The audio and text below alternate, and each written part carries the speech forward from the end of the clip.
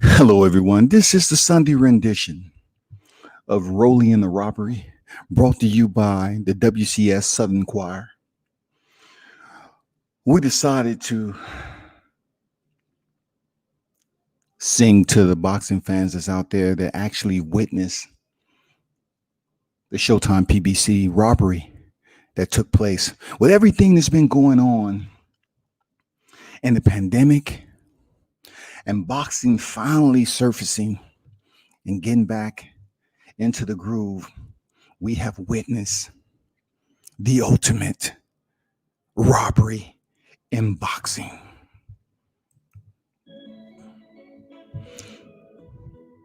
Shout out to the Nice Wars, Boxing Queen in the building, Ace Boogie.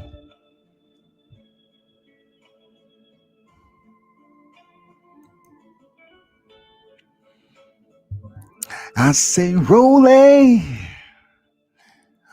whoa, Rolly in a robbery. I say Rolly in a robbery. Oh yes he was.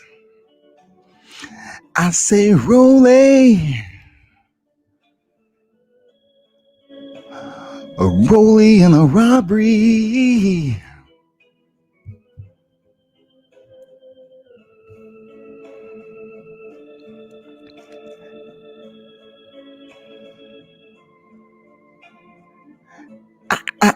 I say Rolly, did you know you were in a robbery just the other day?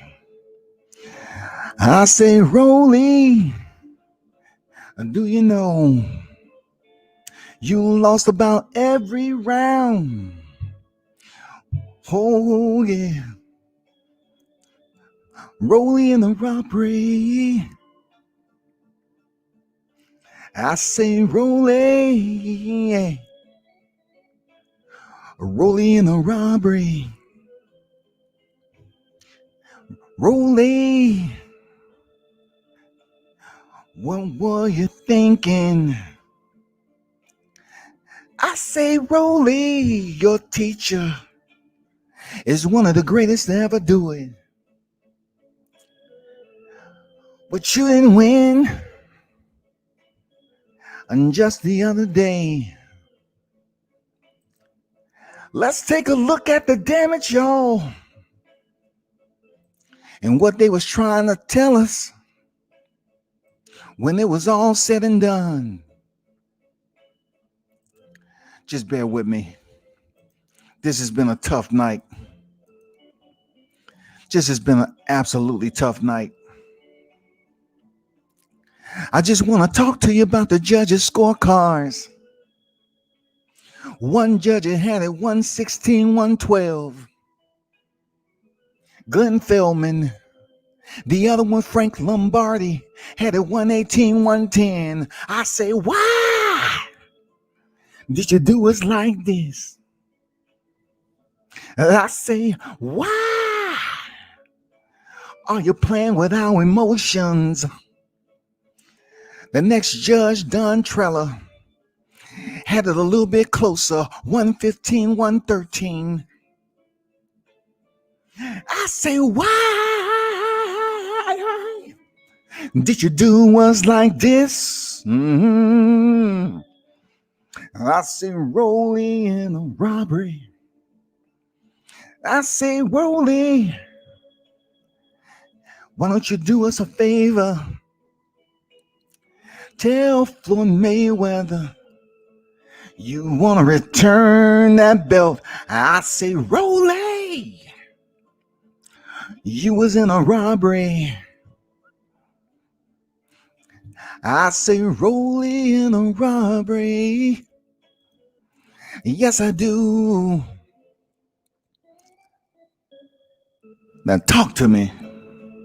What were you thinking when the third round was on deck?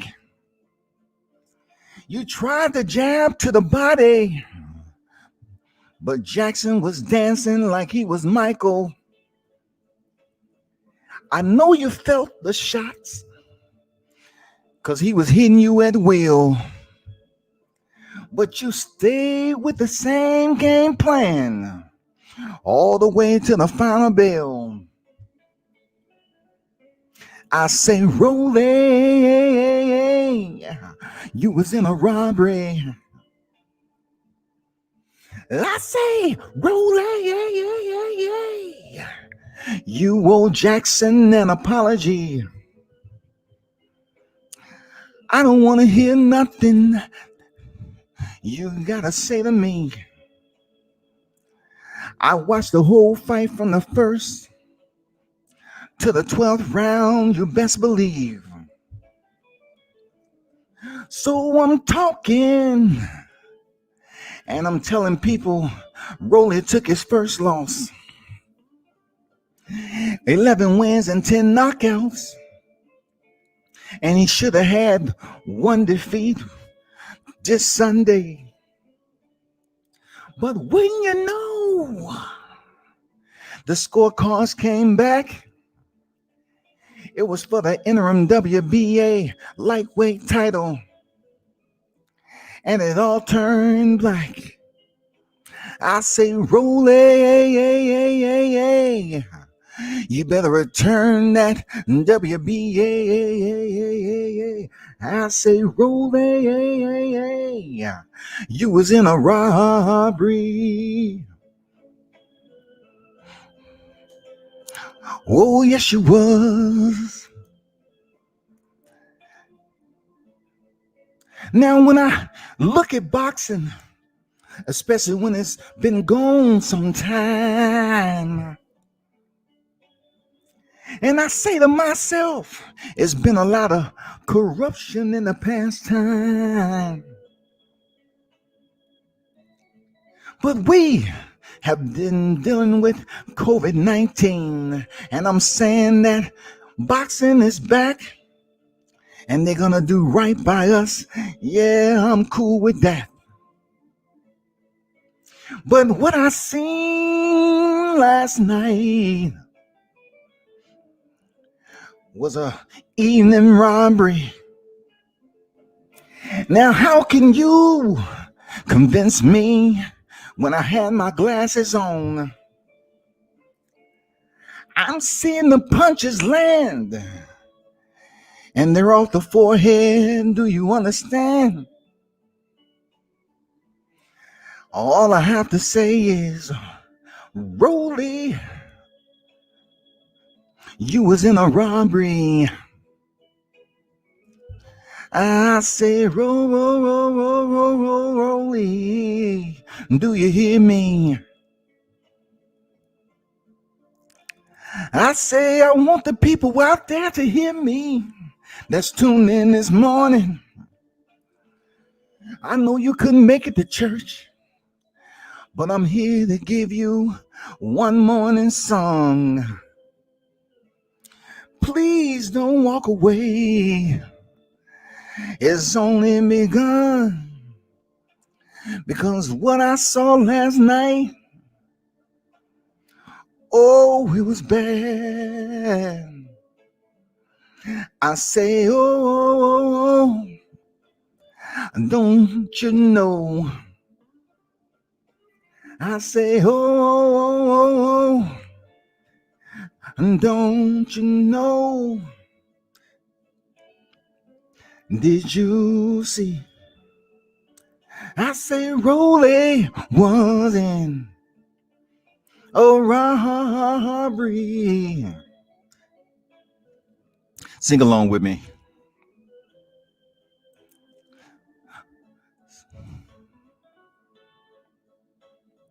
Rolly in a robbery. Rolly in a robbery. Rolly, what you been learning in Vegas? I seen a little bit of Floyd Mayweather, the one who did it the best, you know. But just because he's 50 and old, don't mean you can step in the ring and do the shoulder roll. I say, Rolly, you better call up Jackson right now. Give him his belt back, Rolly. Do what is right, because we all seen what happened last night. Let's do what is right. New media. Let's call Rolly on the phone and tell that young man to give that title up. Because we know that Rolly was in a robbery. I say Rolly was in a robbery. I say Rolly was in a robbery. I say Rolly was in a robbery. Such a shame. We have to put all our effort into this boxing game. And we sit there waiting for a match such as this, especially when you haven't been in the ring for quite some time. And what we get Rolly in a robbery. Such a sad, sad case that rears its ugly face. I'm just so upset. I'm gonna go ahead and end this. No, I'm not, because I'm not. Because I gotta put the word out there on this Sunday morning. I say, Rolly, you was in a robbery. And you're probably asking yourself, why is he sitting up here on the mic? I'm talking about one fight when there was many. I just had to get on here and let it be known. And I say I had to get on here and let it be known.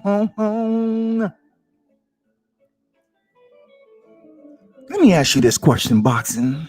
What are you expecting from us? We give you all the love that you ever wanted. And what you give us in return? A bouquet of black roses, darkness? What is this? What is this deception that we see? We're looking for trust, honesty. And lastly, a decision to come back when we watched it for the boxer who actually won. But last night was another travesty. Everybody sing with me. Oh, oh, oh, oh, oh, oh, Rolly, you was in a robbery. Rolly, you was in a robbery. I say, Rolly, you were.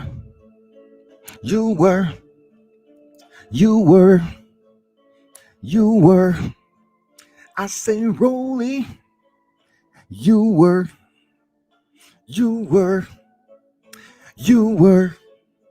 in a robbery.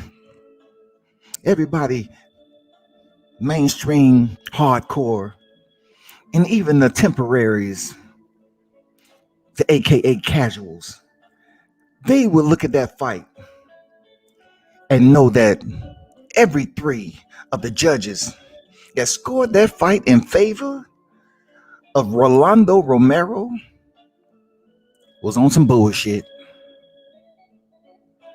But that's why I had to get on here and just freestyle, because what I seen last night was just, I mean, it broke my heart. Because Rolly was in a robbery. I just had to get on here and sing the blues a little bit, because boxing is playing with my emotions. It's the principle of the whole thing, Smokey. It's just the principle. I know boxing don't have morals and principles, but god damn it, last night was an absolute travesty. We have Showtime, The Zone, UFC, We have all these fights on here. But yet we had to be entertained. I just can't take it no more. I gotta go back to the chorus. Oh, talk to me now. I'm saying the WCS Southern Baptist Choir is here for you. If you need a shoulder to cry on, I feel your hardcore boxing fans. Because what I seen last night will bring tears to a grown man.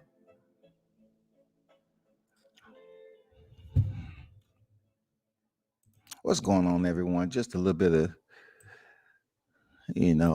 humor from the WCS Southern Baptist Choir this morning. Thank you all for your offerings. We should have communion in a little bit, but I just had to get on here and talk about what I watched yesterday. SB90 salute, World Combat Sports. D-Ray salute. Rolly Garbage, stay away from Ryan Garcia.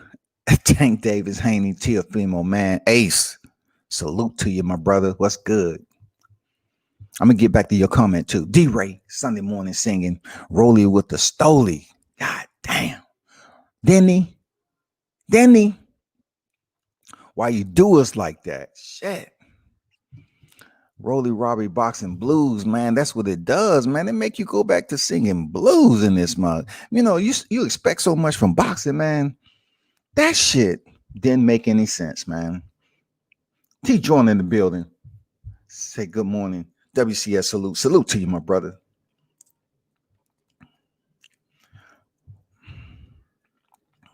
Danny already know. Danny already need a knockout.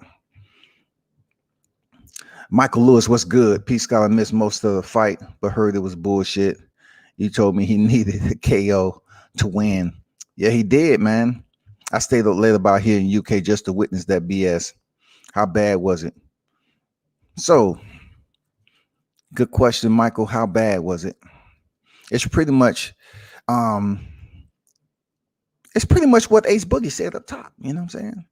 Rolly was garbage. Stay away from Ryan Garcia, Tank Davis, Haney, Teofimo. When I tell you, people,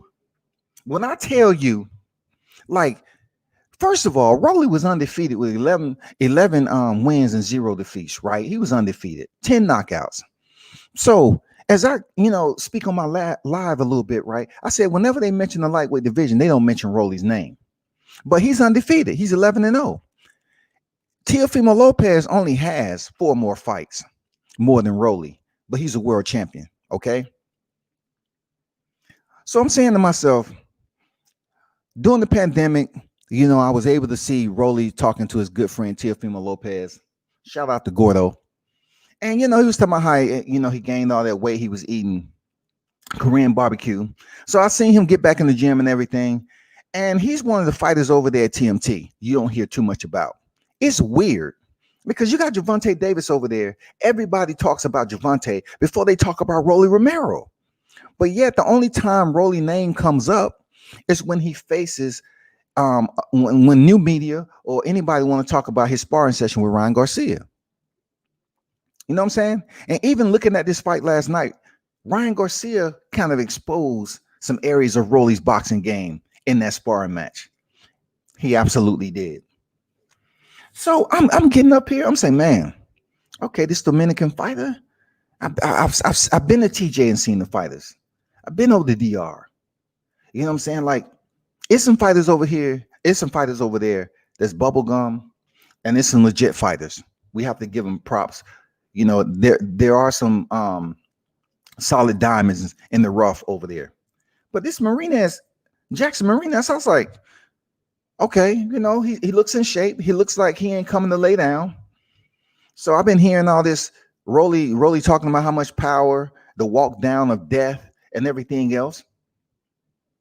Bing, bell rings for the first round.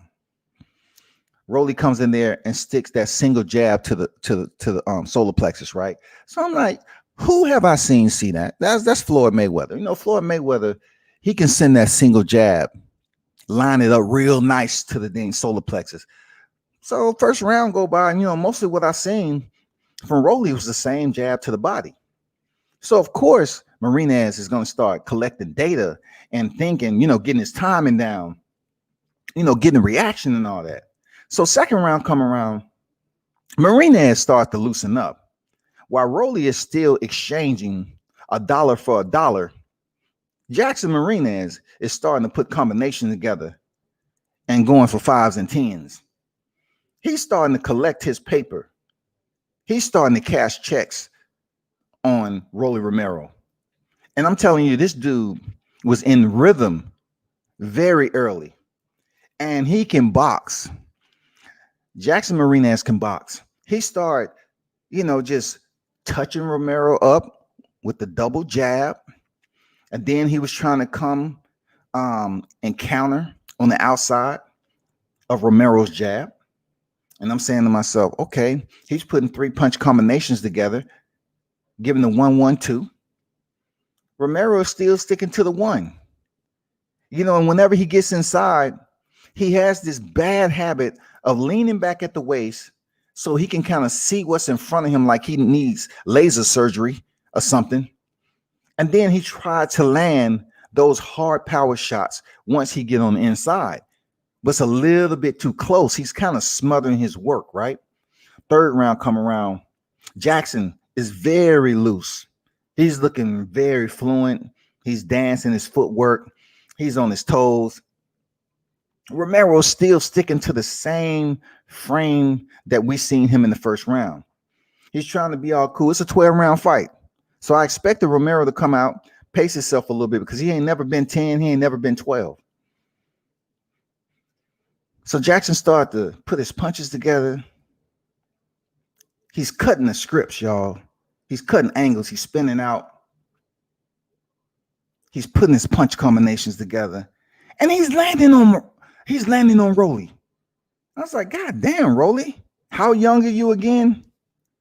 Like, how young are you? You're taking some punishment. Like, I don't like what I'm seeing already, because when we mention Floyd Mayweather name, guess what? It's not from being beat up and hit. But Romero is 24 years old, people. So Jackson started landing these shots on him. He's really making the fight look pretty for him.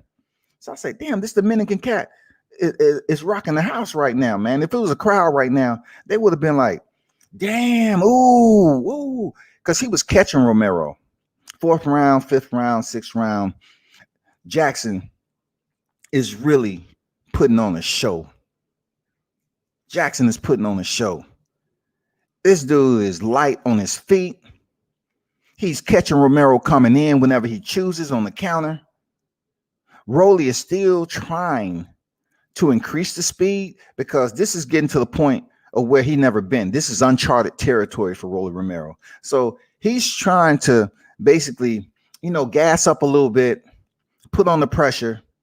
But every time he puts on the pressure, for those of you that's tuned in, what do they teach you in boxing? They ask you to set it up behind a jab or something. That's what they ask you to do.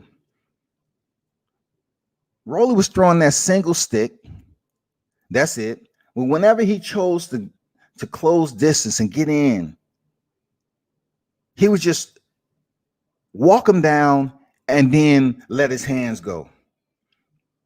Whether it was the jab or the two or whatever the case, man, he just didn't have an unpredictable entry to get close to Jackson.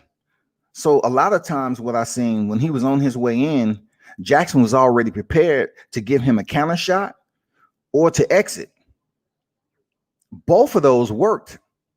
And he was popping the head back of Romero. Man, he was popping Romero's head back like it was easy work. Like this guy came into the gym and said, I'm looking for work. Rolly came in the gym and said, I'm looking for work. They said, okay, you can spar Jackson Marinez over there. No problem. He's 19-0. You 11-0. Go ahead, get that work. And Marinez put on the clinic.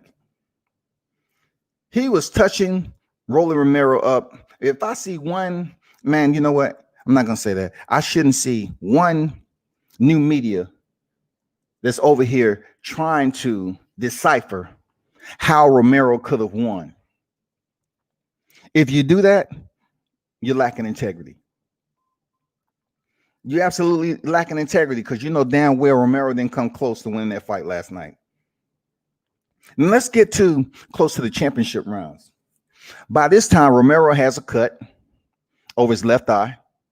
And, you know, Jackson Martinez is pretty much sticking to what's been working for him. I mean, he's confident. You know, the mid to late round, he's confident. Every time the bell ring to go back to his corner, you know, he's putting his hand up in the air. He's talking to God. I think he's talking to a loved one that passed. He was calling a name. He was really feeling. I'm saying this up, man. It's a happy day for that cat because he beat not a superstar, but he beat a guy from a stable of one of the greatest to ever do it. I mean, Rolly had a pretty decent name over there at the TMT gym, right? So therefore, for Marina's Jackson to come over here and defeat Rolly Romero would be huge on his part because first, you know, Romero had an O on his record, and he was from Floyd Mayweather's stable. So we get close to the championship round. The same thing. The replay is in full effect. There's no falsicities going on here. There's nothing that you cannot put in front of your lens to try to deter anyone to say, you know what, the judges got it right on this one. There's no action that you was looking at in the ring to say Rolly Romero was coming on. Now he's landing consistently. Now he's getting into his rhythm. Now he's basically made changes. Because when Romero did an interview with Fight Hype, he was basically, you know, using that term that Floyd Mayweather said, a true champion can adapt to anything. Well, guess what, Rolly? You didn't make any adaptations in that ring yesterday against a fighter that was 19-0 and now 19-1 because he was robbed. Rolly in a robbery. That's exactly what happened yesterday. All the way to the championship rounds. This is a 12-round fight for the NWBA. All the way to the championship rounds, 11th and 12th round, right? Martinez was still in his rhythm, having success, using his jab beautifully. You couldn't deny Jackson last night. He couldn't be denied. I like how this kid freaking box. Man, seriously, I would definitely like to see him come back, you know, in a couple of months and fight on another card. This Dominican boxer, Jackson Martinez, was very skilled. His boxing skills is on point, man. 19-0. His boxing skills showed that he was 19-0 for a reason. Now, the only thing I can compliment Romero on is that he has a chin. Romero has a chin, y'all. He took some shots, but then again, I can compliment Jackson Martinez the same way because he took Rolly's shot. Man, he took some hard shots from Rolly. The 4 that he probably landed the whole fight. He took some shots from Rolly, and it was transparent. It didn't even faze this dude. He didn't lose a step. He didn't do anything. 619, what's good? Everything Rolly throws, you can see it coming. Man, you ain't never lied. That's true. That's true. Big facts. Listen, I've seen, especially during the restart of this pandemic, boxing during this pandemic, right? We've seen some good and we've seen some terrible fighters in there. You know what I'm saying? We've seen Estrada coming in and knock out Atkins in seven seconds. But on the male side of the house, we've seen, you know, some fighters step in there that we say, man, I don't think he should have been in there. But then I'm looking at Rolly, who was in the stable, and Rolly was doing some pretty amateurish type of deliveries. Like even the way he was trying to get close to Jackson isn't what Floyd Mayweather did ever in his boxing career. He was trying to use that Philly shell and do that shoulder roll. I'm like, you know what? I'm gonna say it like I said before, like Jay-Z shutting down auto tunes. Stop comparing these fighters to Floyd Mayweather. Just because they're in the stable, stop comparing these fighters to Floyd Mayweather, because Floyd Mayweather was the master at what he did. It wasn't like he was the one that invented it. Floyd Mayweather perfected it.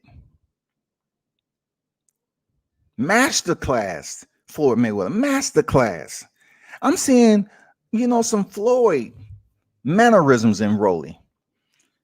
Even when he was up against the ropes and Marinez was landing some shots on him, he was trying to roll like Floyd did when Oscar De La Hoya closed in on him, and he was throwing all those shots, and Floyd was looking at all of them and still countering with the right.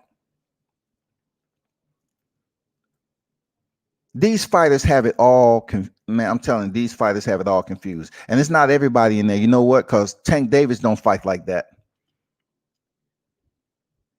But I saw Rolly trying to come out and touch him up with the jab to the body, keep going to the body, get him used to going to, and then the second, third, fourth, same fucking thing, fifth, sixth. I'm like, what, bro? When you gonna change it up? I'm waiting for Rolly to cut angles and move. This dude is heavy, brick foot. This dude has cement Jordans on. I'm like, when are you plan on moving around this cat? That's letting you know he's here to dance, man.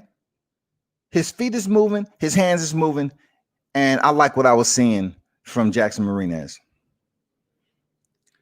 Let's step off the gas. Did Jack step off the gas or had nothing left? Man, Jackson could have went 15 rounds. Let's be clear.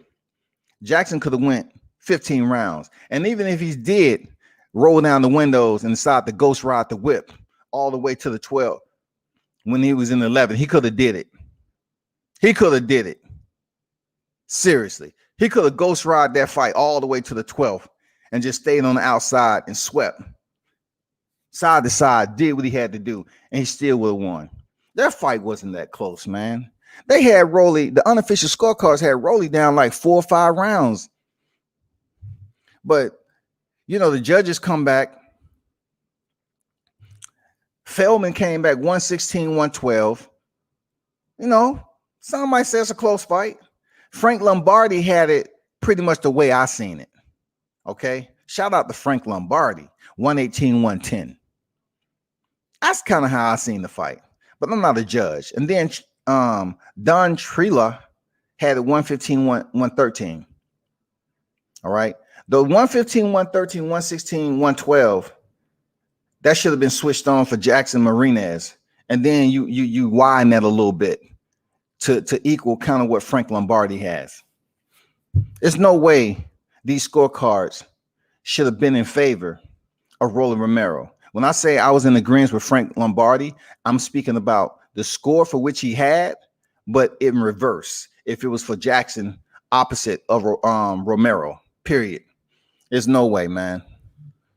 There's no way. I've always, what's up, JC? What's good, man? Salute. I've always said it's a hype job. Man, I'm telling you, if I pull up to any media that's over here hyping Rolly Romero up, I don't want to hear shit else about Romero. The dude has work to do. He's 24 years old, and the amount of punishment that he took last night, there's no way you can fight 3 times a year and take that amount of punishment because you think you're a power puncher. This dude is not going to be able to say a full sentence by the time he's 28. Just because you can take a punch, man, and you have some power and you can get dog with it. I've seen a lot of Romero with his forearm, like he was cross-facing Jackson. Romero was cross-facing Jackson a lot, being dirty, right? And Jackson was just sitting there all calm. He said, man, I've seen this in the gym before. It's no problem. Mijo, it's no problem. No problemo. I've seen this. Okay. He's seen this shit. But Romero was trying to cross-face him like he was in a dog pound or something. Like it was no clock. And then they're sparring. Fighters take that mentality out of the gym and they get exposed like Rolly did last night. You can tell he's been in some of those sparring sessions internal to those, TMT that we have seen on YouTube and all that. And he's used to just, trying to be that dog and have people respect him. But anybody around him that big up Rolly Romero once he stepped foot back in the gym and said, hey, man, good job on that. They don't know what they're talking about, man. That's why they don't know shit about boxing. Man, you won that fight. You was landing the cleaner shots. What? Rolly was outperformed from the second round on, in my opinion. He did win some rounds in between that, but he was just outperformed. I'm serious. There's never going to be no next Mayweather. I feel you on that, man. Fighters, stop trying to be Floyd Mayweather. What he was able to do is in his DNA. You have those fighters that come around. It's not like, it doesn't look like they're doing something special until you see other people attempt to do it. And then you see how special it really is. Because Floyd made that shit look easy. When Floyd say easy work, he means easy work. Floyd made it look too easy. I agree, man. If it was that bad, I wouldn't be surprised if Floyd gave Rolly a stern lecture afterwards. Man, I'm pretty sure, I can't talk for Floyd, but anybody in their right mind would have called Rolly up on the phone and say, listen, especially Floyd, listen, you learn from this. You're going to have fights like this. You're going to have the ones, when I fought Castillo, they say I got robbed. You just chalk it up, charge it to the game. You keep on moving. You come back better. Floyd's going to give him something like that. He said, yeah, they're trying to say I lost to Castillo. They're trying to say I lost to this person, that. But when it's all said and done, you got the win on your record. That's how Floyd is going to relay that message. He's not going to say something to Rolly, say, man, you getting fucked up in there. Because that's still his fighter. I said back when Floyd was 39-0, he is so good that younger fighters will emulate his style to their detriment. Man, say one more again. I said back when Floyd was 39-0, he is so good that younger fighters will emulate his style to their detriment, people. Floyd is Floyd. Trying to be the next Floyd is a recipe to get exposed. Damn. Solid summation, man. Solid point. A recipe to get exposed, man. Solid summary. Don't believe world he's a loudmouth and hasn't done shit in the sport. Man, listen. Rolly does talk. I mean, it's just a sport of boxing. I really don't like. I have to hold my square when I say trash talking in boxing is good. All right? Trash talking in boxing is good. But it's better when you trash talk when you're not beneath a name as great as Floyd Mayweather or champions or whatever. Because when champions talk or top contenders, top rank, high ranking fighters, they have to prove it. They have to show and prove. And everybody was mentioning the lightweight division. And they never mentioned Rolly's name unless it dealt with Ryan Garcia. Ryan Garcia pretty much has established his own roadway. Every now and then somebody might mention Rolly, but not too much. You know what I'm saying? Not too much. It's not too much. Will it be a good fight to see Rolly Romero in there with Ryan Garcia? Yeah, it would. It would, because a lot of things will happen in that fight that they're familiar with, being in the ring with one another and so forth. I think Ryan Garcia would have a bit more of a problem handling Romero on the inside. And I don't think I don't think Ryan Garcia's defense is good as Jackson Marinez is last night.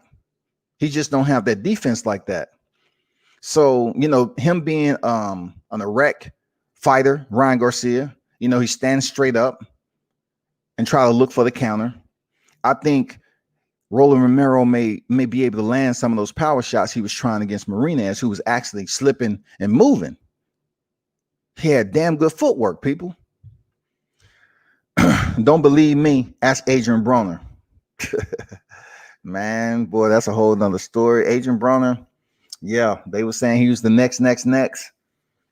I think when it comes down to it, Adrian Broner did it better than anyone. He's the closest to do it. Seriously, he's the closest. You know what I'm saying? His countering ability, I'm not even gonna get into it. A lot of TMT fighters have been kind of exposed. Absolutely, man. I agree with you, JC. You know, it's no way anybody can dispute that, because how many world champions do you see? We're not talking about Ishe Smith, okay? You know what I'm saying? We're not talking about Badu Jackson. We're talking about superstars.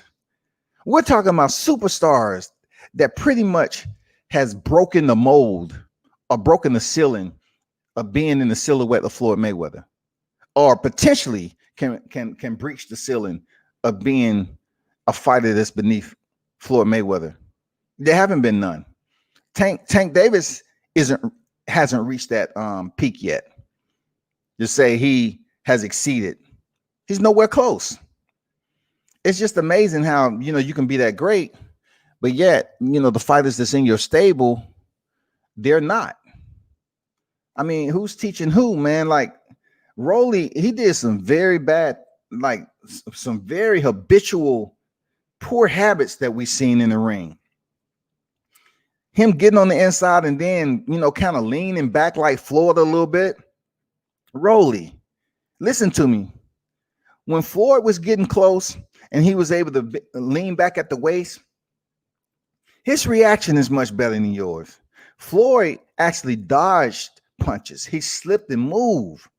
You was sitting there leaning back trying to do the Philly shell, and you was getting tagged, stamped, processed.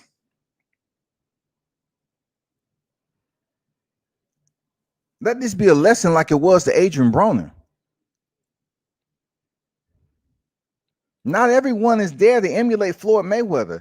You know, listen to Adrian Broner. He'll tell you he came out here and he was damn near trying to look identical to the way Floyd fought. And Adrian had the speed to do that. Rolly doesn't. Look at the fight, y'all. When it comes on, look at the fight. How Rolly turns his left shoulder inward. This is almost like, look, listen, no disrespect, but it's almost like, you know, when you're going through the critical period of learning, and this is no disrespect, right?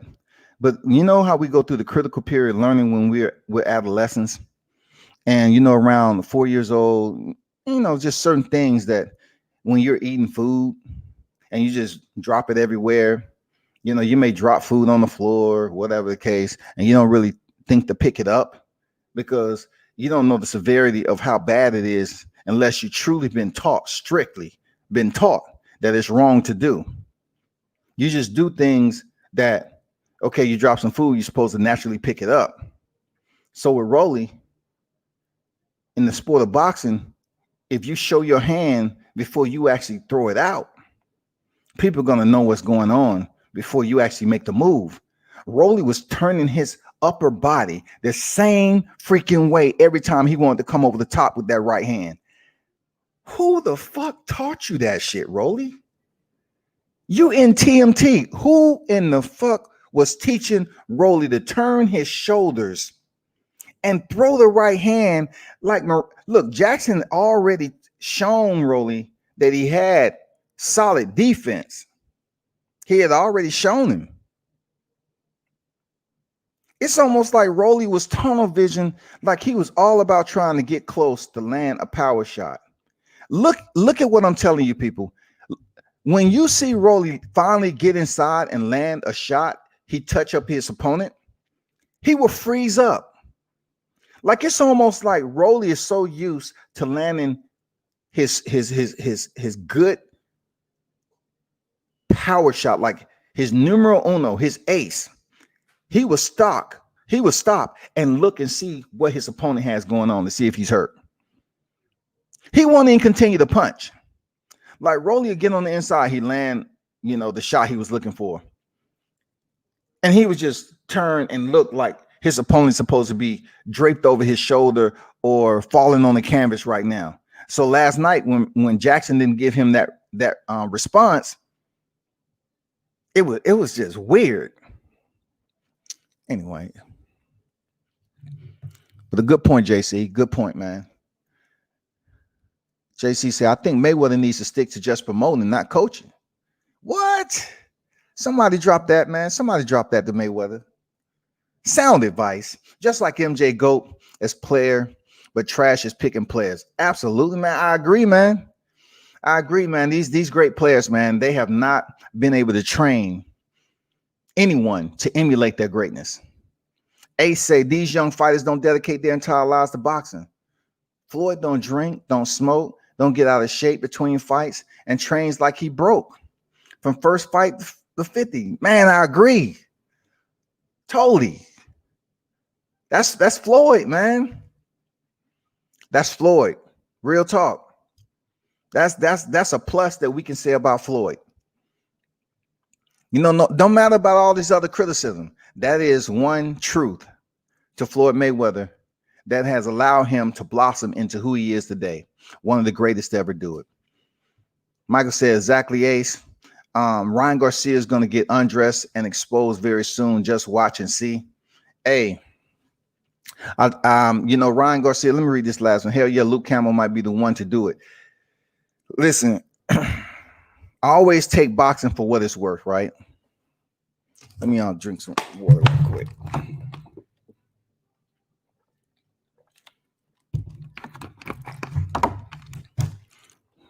Once again, I have to look at Luke Campbell and where he's currently boxing at, right? They're trying to raise Ryan Garcia. So this is the analogy I'm trying to make. Hypothetically, in hindsight, Andy Ruiz, when he went in there and beat Joshua, we saying to ourselves, like, there's no way Joshua could come back and improve on anything to beat Andy Ruiz on how he made him look in that fight, right? So I'm looking at Luke Campbell and how tough he was against Vasily Lomachenko. Even being dropped, he still finished the fight.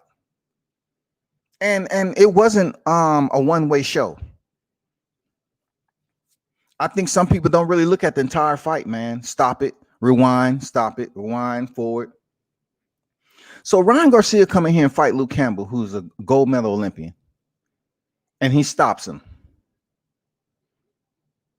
I'm gonna have to look at is Luke Campbell trying to go anywhere in boxing anymore? Because it's not like when Vasily Lomachenko beat him, that was his first loss. He had lost already. And you know how those fighters, those UK fighters, right? I mean, sometimes they get to a point where they might have some losses, several losses on their record. Like they may.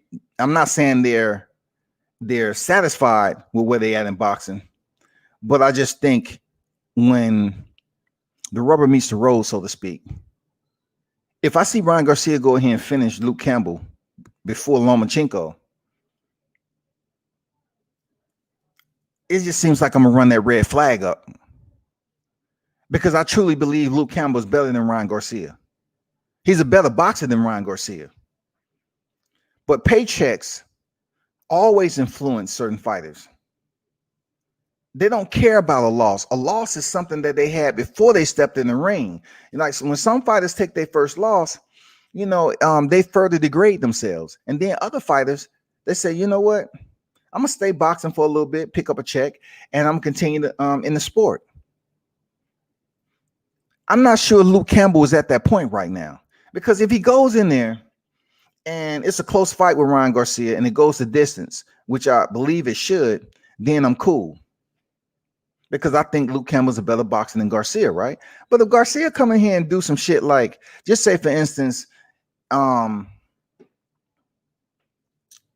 Vasily went the distance, top pound for pound. Ryan Garcia is going to be in lightweight division for a little bit longer than Teofimo Lopez and Devin Haney, from my understanding, okay? Because he really ain't held a title yet.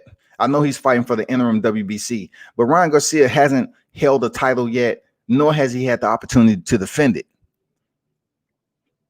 So I'm thinking to myself, that Ryan Garcia may come out with a victory, because it's all about if Luke Campbell isn't willing to cash out, because fighters cash out in the sport of boxing all the time for a paycheck. But at this level, in order for Ryan Garcia to link himself up as being one of the best fighters in the lightweight division, he has to be compared to some fighter that's at the top of the food chain already. They can't compare him to nobody. Rolly was never at the top. They can't compare Ryan Garcia to Teofimo Lopez, Lomachenko, Devin Haney. They cannot compare him to Gervonta Davis. None of that. So he needs to be in here. He needs to fight an opponent, which he is, Luke Campbell, that's fought Lomachenko. And if he's able to go in here and stop Luke Campbell in early fashion, then people are going to say, you know what? Then maybe Ryan Garcia is worthy to fight one of the top contenders in the lightweight division. I'm telling you, Luke Campbell's a better boxer than Ryan Garcia. Ryan Garcia is a stand-up, flat-footed fighter. That's why Rolly Romero was able to have so much success with him in the sparring session, because Rolly himself is somewhat similar stylistically. They're not moving around. They're not on the balls of their feet. They're not popping the jab on the move. They're not fighting off the back foot. Some fighters don't throw punches when they're on the back foot. They just wait for the counter. Marinez was showing a bit of everything. But Luke Campbell and Ryan Garcia, man, when it comes down to linking him up with a top name that's going to be around that lightweight division, now it's Lomachenko. So therefore, I'm saying that I believe Luke Campbell is a better boxer. He's an Olympian. He's a better boxer. And he just didn't go in there and lay down against Lomachenko. But if Ryan Garcia, with all this, social media hype behind his speed videos, reaction bag, and all this other stuff that's going on with him, he goes in here and stops Luke Campbell early, I'm going to feel some type of way about it, because I'm going to think he picked up a check, and then they'll tell him, hey, just come back a little bit later, but we'll get you on another fight, okay? But Ryan Garcia, he's up and coming, golden child. They're trying to raise him up in the sport, for a big mega fight, and we need for you to take this money and go. So Luke Campbell, it happens in boxing, people. Believe that. It happens in boxing. I agree with Ace on that, man. Luke Campbell should go in there and defeat Ryan Garcia. He's a stand-up fighter, very vertical, and he waits for the left-hand counter. That shit cannot work at the highest level, especially against an Olympian like that. It wasn't too many times that Vasily Lomachenko was able to get that in. Hold on for a second, y'all.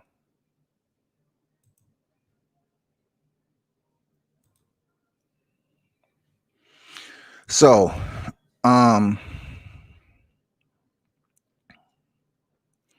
Mike said Campbell's a dog and just cocky enough to test Ryan's bravado. I feel like once his confidence is tested, it's over. He seems too scared to lose. I don't know, something in the eyes. I can say this about Ryan Garcia, that he's been able to get early stoppages doing the same thing with his opponents. When he dropped his last opponent in like 13 seconds, he didn't knock him out, but he dropped him. I was like, man, y'all don't know he's just waiting on the left hook. This is a higher class of boxing. Y'all don't know how to, get around that. Y'all making this dude look like he a king already. Ryan reminded me of a good fighter that if he faced with a great fighter, a more game fighter, he would psych himself out of the fight. I see him doing an Anthony Joshua versus Ruiz. You know what, Mike? I see it being worse than that, because I don't put Ryan Garcia's skill set even on the level of Anthony Joshua, because he really haven't shown me anything. Just because you can sit up here and use countering techniques and get somebody's timing down and knock him out, okay. But look who you fought, though. We want to see him in there with somebody like Luke Campbell that can fight, man. Yeah, they might overpay him like Joshua and Hearn did with Charles Martin. Yeah, I say that all the time, Ace, man. I agree with you. You know, Charles Martin, IBF title holder, you know, went in there with Anthony Joshua, took a dive in 2 rounds, and then people want to act like Joshua was just this beast, this behemoth, only because he was a gold medal winner. And you know, people want to, you know, say that you hating on Joshua, but why is it? Why do I have to hate on anything? You know what I'm saying? Why? You know, when you're boxing media, you just talk about what you believe. It's an opinion at the end of the day. But I've been very critical of Anthony Joshua, and I'll be critical of Ryan Garcia because I just haven't seen anything outside of his videos that tell me that Ryan Garcia is a superstar. You know, I cannot allow myself to commit to say he goes in there and defeat Teofimo Lopez. Ryan Garcia goes in there and defeat Vasily Lomachenko, who the first thing that's going to come up, ring IQ. They're going to say Vasily Lomachenko's ring IQ is too much for Ryan Garcia. When Vasily starts to move around Garcia, he's going to have serious problems. And I say the same thing about Luke Campbell. The same thing about Devin Haney. Same thing about Teofimo Lopez. They should circle up Garcia and have an easy go with him. It was the same for Teofimo until he beat Comey. So regardless, you ain't going to give Garcia credit. I'm not sure what credit that Garcia needs. Garcia can box. He can make some pretty good videos. And plus he have a huge following of females, which is always great when you're a male fighter in the sport. The females will pay to come see you fight. You know what I'm saying? I'm talking about PPV, especially during this pandemic. The females will tune in and say, hey, so-and-so fighting, you want to tune in? You know, they act like they don't know shit about boxing, but the females will support. You know, it's good to have that following. But for me, Ryan Garcia hasn't showed me anything. Just because he was getting early knockouts, it don't prove anything to me. And credit goes like this. You in the sport of boxing, credit is so diluted because you can have an O on your record, but yet when your record is examined closely, then someone's going to ask a question about where you fought those individuals, how you won, and who were they. And then if you really do your research, you're gonna go research that opponent name that was undefeated and see who they are. And some of these guys come to the States, and this is their first time in the States, but yet they 15, they 20-0, but they never fought in the US before, and they come over here and take an L. So you should give them credit if they was ranked 2,455. You know, that's my point. We haven't really seen Ryan's defense after signing with Reynoso.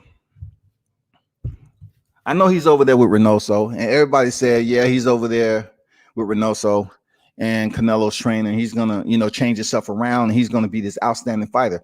I'm not saying he can't be the outstanding fighter. I'm just saying that right now, we haven't had him display those skills against another top tier fighter that can test him. That's the whole point. That's the entire point we're looking at. He's about to fight for the interim WBC. So you trying to tell me that we supposed to give him top-notch accolades before he's stepping there with Luke Campbell, which arguably is going to be his toughest opponent? Luke Campbell should be Ryan Garcia's toughest opponent. He picks up the interim WBC title. That should set him up for a fight. Now, the current WBC super champion is Devin Haney, right? I know they're trying to fight Lomachenko, Teofimo, and they basically made mention that they only have a couple of fights left in the lightweight. Garcia goes in here and defeat Luke Campbell. Guess what? If it's the last, if Devin Haney goes in here and fight this next fight, why not have a Devin Haney fight the interim title holder? I'm not saying it's automatic because in the WBC, you have 12 months to freaking, you know, face your mandatory. But if you want to place Garcia in the furnace against a top level fighter who's already on that stage. Why not be the super champion in Devin Haney if you really want to test his skill set? Because Luke Campbell is the underdog in this fight. Luke Campbell is the underdog because Ryan Garcia is undefeated and Luke Campbell has losses already. Credit for, I think he's good, but I think he is predictable. Like Scott said, it's kind of obvious what he's doing. If Garcia wins, come on, world, how you going to be critical of AJ and not Wilder? But that's a conversation for a different day.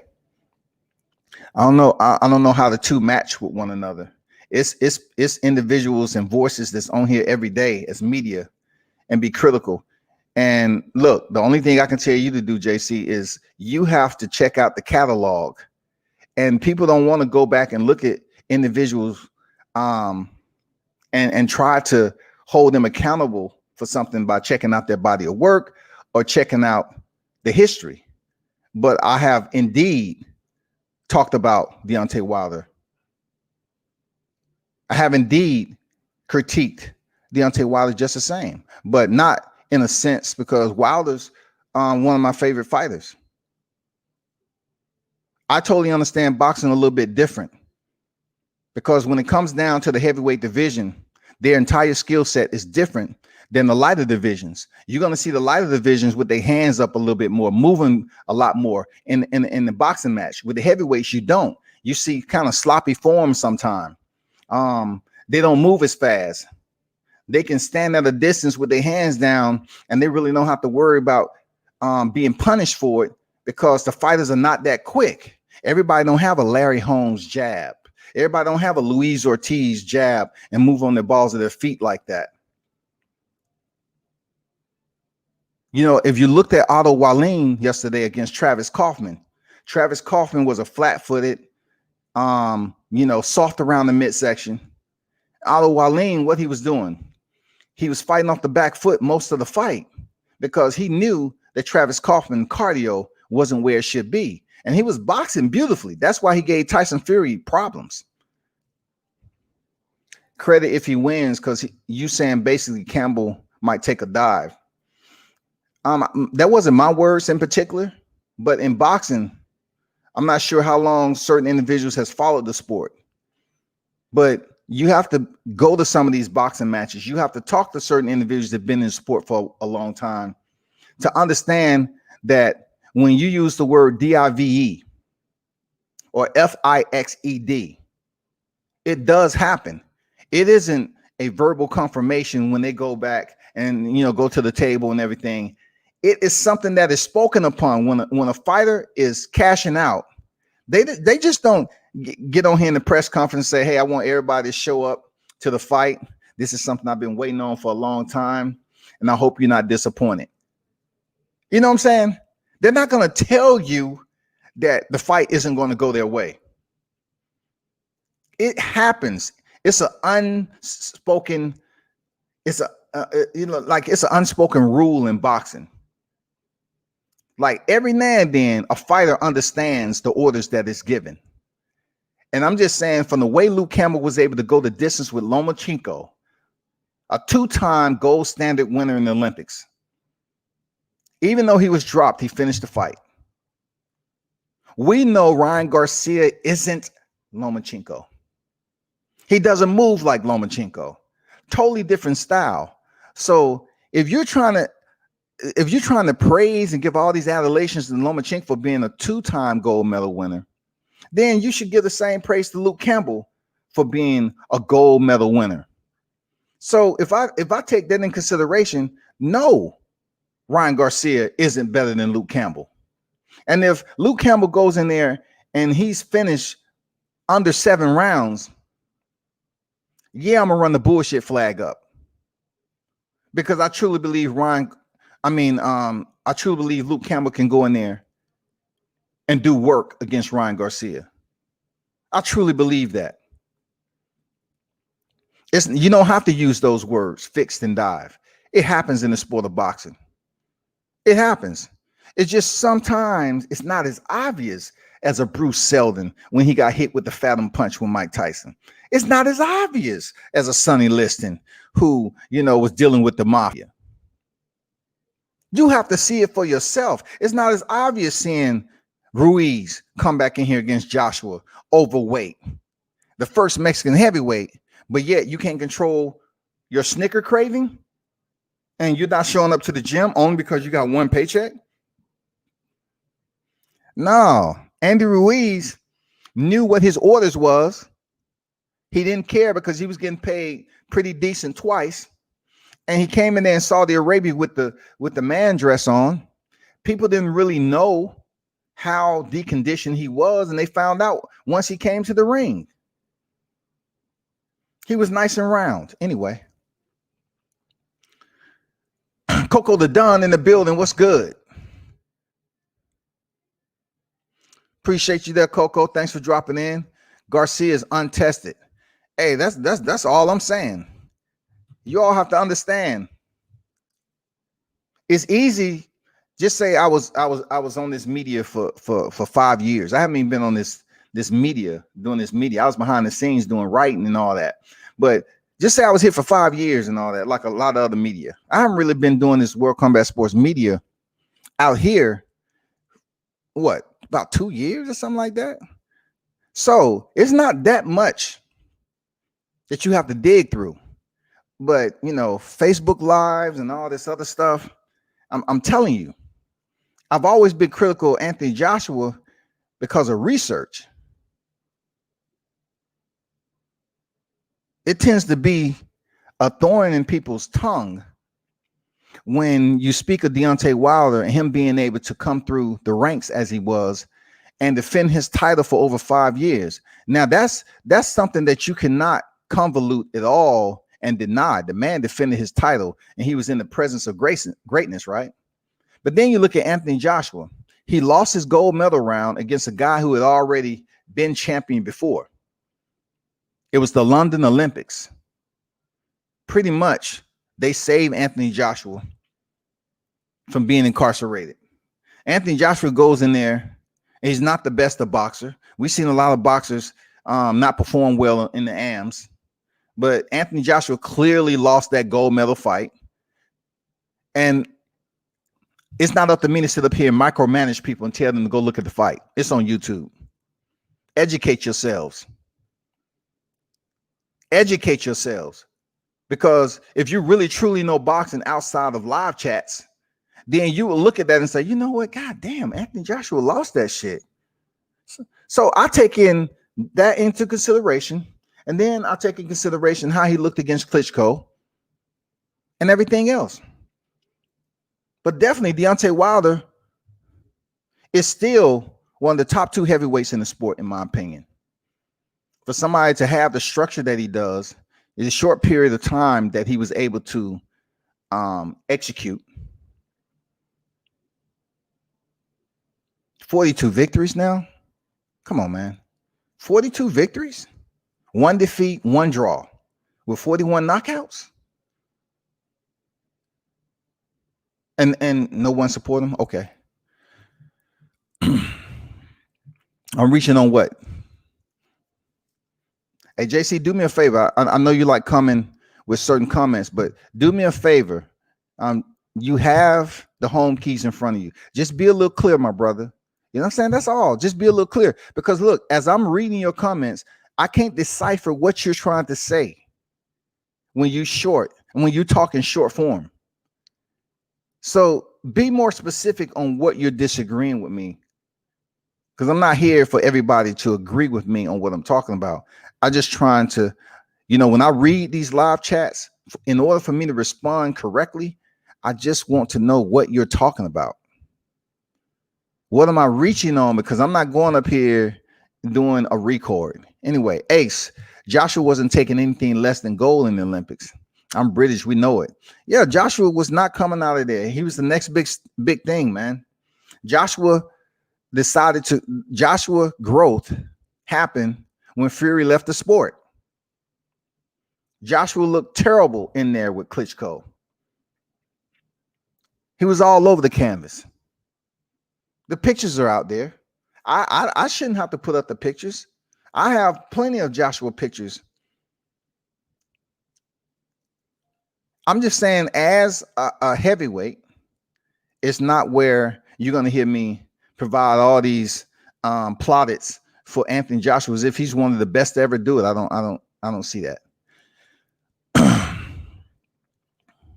Wilder was able to execute certain things, and the dangerous side of Wilder convinced me that the negative energy that Joshua was giving him mean that he was absolutely scared. And that's it for another day. But really, I was trying to stick to the point of the lightweight division. Romero, and I respond reaching on the whole fixed dive matches. I'm not reaching on anything. I've seen them, and I've talked to people who would tell you in face to face in your ear. They won't put it on social media. They'll tell you matches that was fixed. They would tell you matches that was fixed. I would tell you one that was fixed, and you can look it up on BoxRec. You said the only way you're going to find out is from somebody who was actually there. Muhammad Ali's bout with Leon Spinks, it was fixed. Muhammad Ali wanted to be 3-time heavyweight champion. It's sometimes if you're going to pop the questions, I ask you to do your homework too. You understand that, JC? You got to do your homework too. It's easy with finessing home keys and pressing enter. But certain things, when you talk to the greats, when you talk to the old OGs of boxing, and you do your research for over 25 years, you find out things that other people don't know if they're not attached to boxing. I'm not attached to social media. I'm attached to the sport of combat. Debating doesn't mean just rah, rah, rah, rah, rah, cha-wah, wah, wah, wah, rah, rah, rah, rah, cha-wah, wah, wah, wah. That ain't freaking debating. Debating is actually a dialogue. You know what I'm saying? And I'm telling you, in a sense, that look at Muhammad Ali's fight. He allowed Leon Spinks to become heavyweight champion. He was already past his competitive prime, and he went back and took his title. He allowed Leon Spinks. I talked to the people that was there, man. How can Muhammad Ali fight somebody that was 7-0 at the time? How can he lose and then go back and get his title back and then lose? Because he allowed him to have a chance. It was up to him. Somewhat the same thing that happened to Joshua. Joshua is now the 2-time unified champion. It looks good on his resume. He's a 2-time unified champion. As years go by, people are going to look at that like, man, he's a 2-time. You're going to get the other millennials that's up here. He's a 2-time unified champion, y'all. But then, you're going to have the older cats that's been following sport a little bit longer. They're going to say, well, do you know what happened in that rematch, though? His opponent came in overweight, deconditioned, no cardio, flat-footed, with a whole entire different game plan than he had the first one. Rolly's fight was fixed. No, Rolly's fight wasn't fixed. They fought. A fixed fight is where you believe and you have history on a fighter. We didn't have history on Jackson Marinez. So they fought. All right? They fought. Rolly and Marinez fought. We're talking about when you mention fixed and everything. We're talking about sometimes when one of the fighters, when you talk about dive, fixed and dive kind of correlate together. But most of the time when they say it's fixed, it can go both ways, to be honest. It can be one of the fighters who's really taking a dive to fix the fight for the outcome. And then fixed is more so tuned in to when the fights actually take place and the fighters are in there to win, and they put on a very solid competitive bout. It goes to the scorecards, and you get scores like Adelina Bird. You get the Gennady Golovkin and Saul Canelo Alvarez #1. You have a disparity in how the fight was actually seen by the general public and the commentators that were sitting ringside. and it comes out totally opposite what everybody got. That's a fix. Rolly Romero's fight was fixed. Rolly's fight was fixed. Fixed. Nobody took a dive. They fought their ass off in there. Marinez fought his ass off. But when it went to the judges, it was fixed. Now, when you talk about diving would more so go along the lines of Bruce Seldon, Sonny Liston, and many others that's been a part of a big fight and went out too early. You know what I'm saying? People was thinking they was going to go close to the final round, and they end up facing adversity for no goddamn reason. Just like Charles Martin. Dive.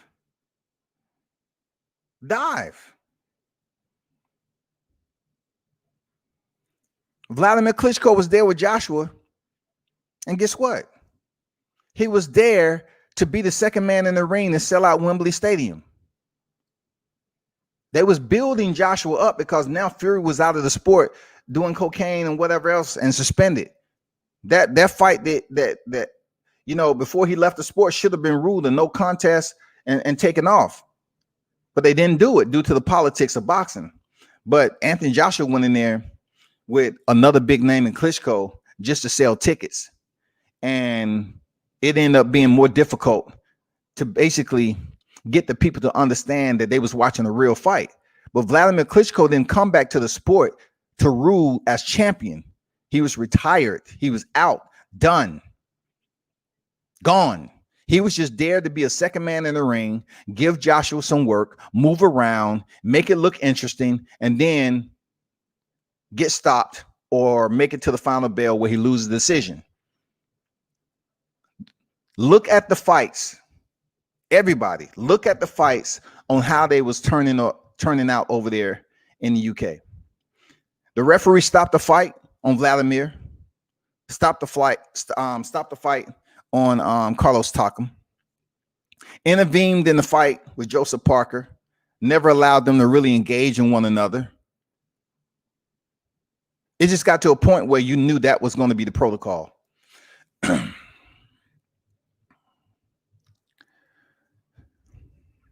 No doubt world affiliate is a business and mafia. Sports are fixed from boxing to golf to NBA to NFL to the World Cup. Talk to him. Talk to him for real.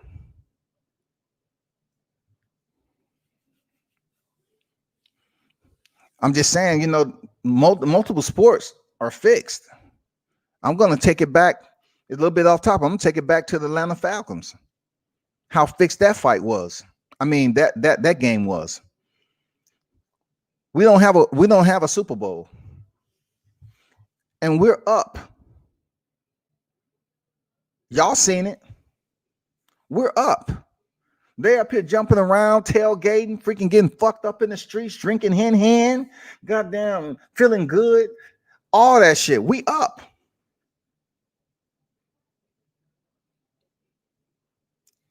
We're so far up that you like, how can they ever lose? There's no way they can come back. There's no way they can come back.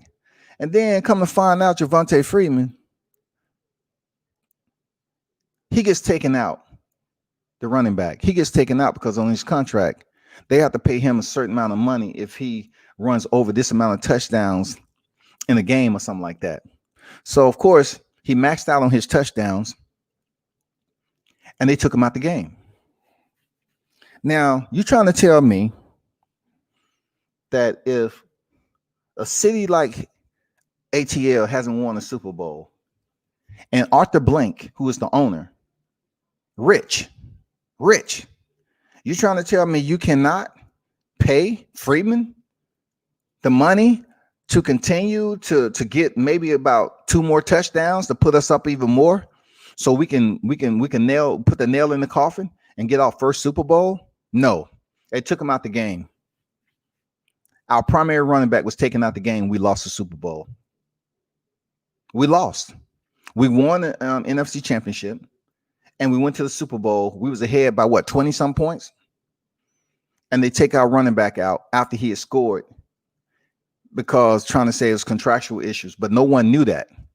Like I said, you have to speak to certain people on the inside, and we lost. So a lot of sports are fixed. Boxing, in a lot of ways, is easy to fix, y'all. The one thing that I believe, especially during this time that we're being able to see what has been hidden from boxing for quite some time. And this is what it is. You see fighters that shouldn't be in there.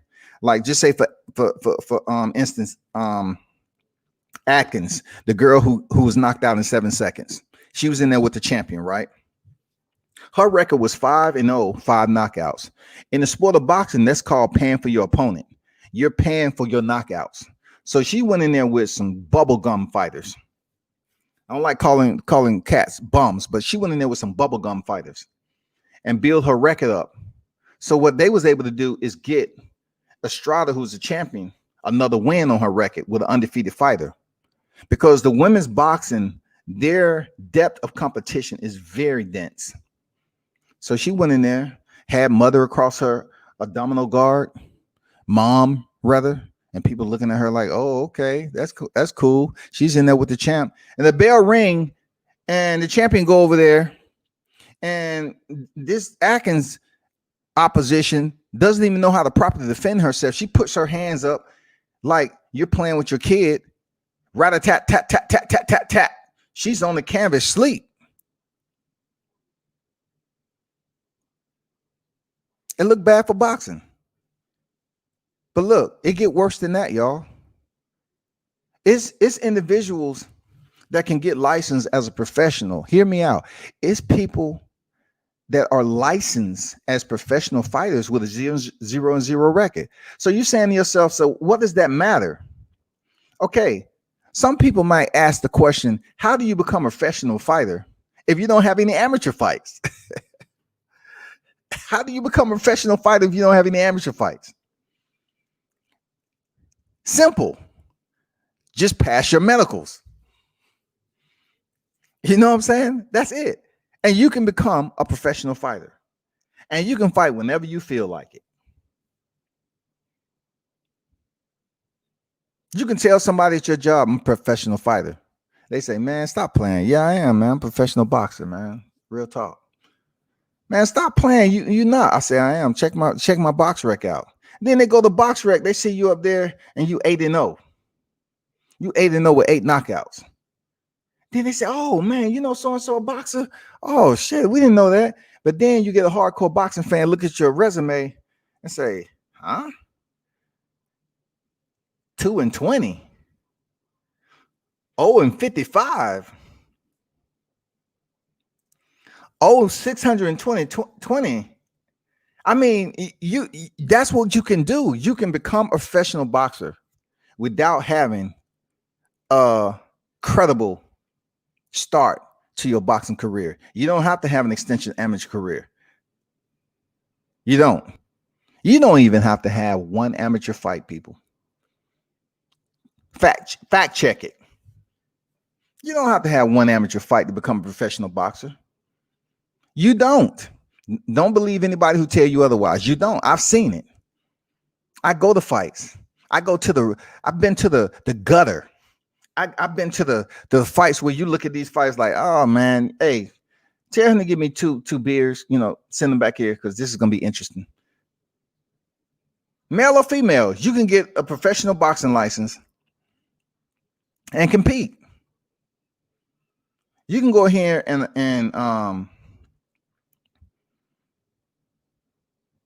amass an undefeated record, even 3-0. And then somebody on the regional level gonna look at your record and say, hey, they're gonna call you up. They say, hey, you want to take this fight against so-and-so? And then, if you have a manager or you independent, you look up the information of the person. And then you say yay or nay on whether you want to take the fight or not.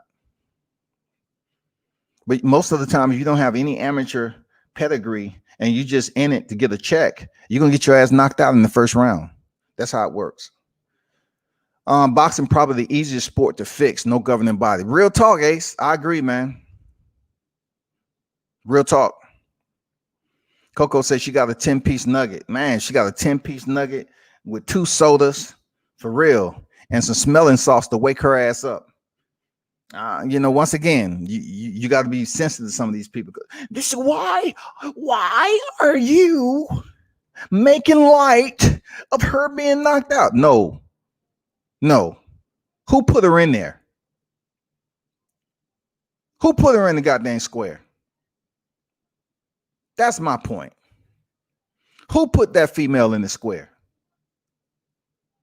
Don't get mad at media for making light and joking about her being knocked out when y'all know damn well she wasn't supposed to be in there and y'all wanted to go get money.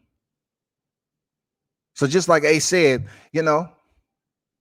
boxing probably the easiest sport to fix. No governing body. Like I said before, who's one of the most deceptive links in the boxing game that can deter, that can cause a boxing match to go a certain way? Who's number one? Who's number one? Come on, man, talk to me. Who's number one? It's 3 primary ones. Who's number one that can deter a boxing match, the results, that can deter the results? Commission, first and foremost. The commission. Commission can do a lot. Seriously. The commission. The commission is the starting point. All right? Remember that. I know SB90 said the ref, but no. We're talking about the influence. The commission approved that 5-0 fighter. The commission saw fit that she was deemed as a legitimate opponent, 5-0 record, 5 knockouts, to step in there with a champion. Second, the referee. The referee, when given the orders, can turn a fight into the results that they're looking for. Easy. The referee can do it so dumbfoundedly. You know what I'm saying? So ignorant. A referee can go in there and make it look so transparent that you say, man, that's real. But the referee did this. Of course. But once again, go back and look at some of these fights that was persuaded by the referee, influenced by the referee. And you will know that the referee is the second stage in turning the fight to where it should be. And we already know what the third is. We know what the third is. What is the third, people? The judges. The third is the judges. Do you know when Evander Holyfield's ear was bitten off? Mills Lane met with the they went over there. The doctor came in there and they looked at Evander's ear and seen that it was a piece missing. And Mills Lane said, you know what? I'm gonna stop the fight or whatever. And he went over there and got a second opinion. He said, hey, check this out. He was bitten. Is he okay? Yeah, he's okay. You know why he's okay? Because it's combat sports, people.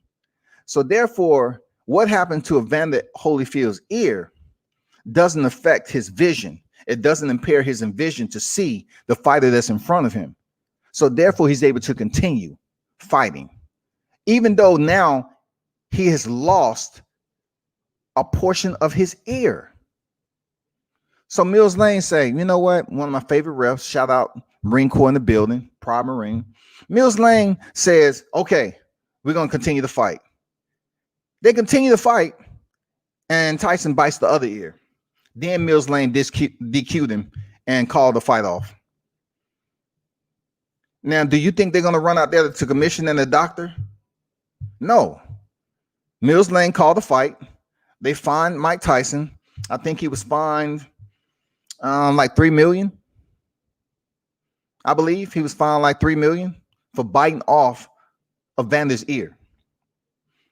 So, like, once again, boxing is one of those sports where it can be transparently fixed and dives can be taken without really anything being said because they understand what your place is. I'm telling you, people, it happens all the time.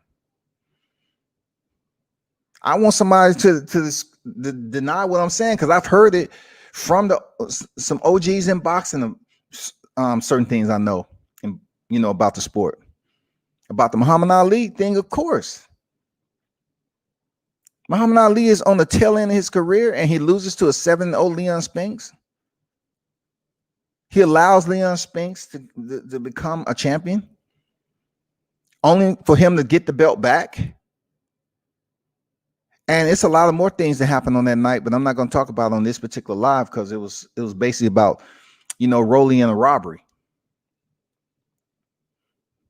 I'm talking about people who was actually there that night.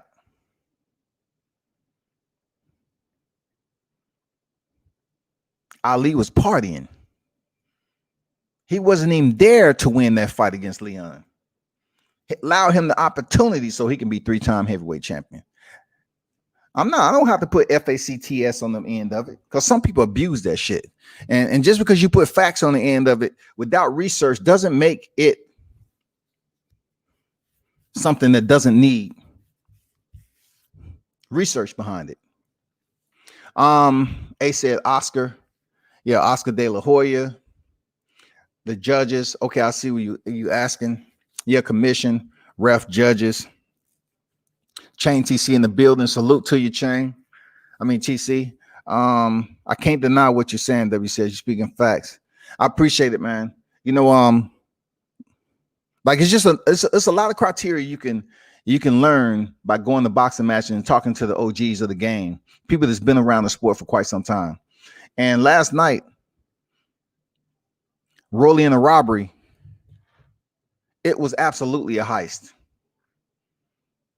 It's absolutely a heist, and it's not the first time it happened in the sport of boxing. It's been a lot of robberies in boxing. And then you just see the fighter throw their hand up in the air like, what? Like the good thing about boxing is the judges. All right. The good thing about boxing is the judges. If you don't think for 1 second that sometimes the judges are communicating with one another on how this bout is gonna play out, you're sadly mistaken.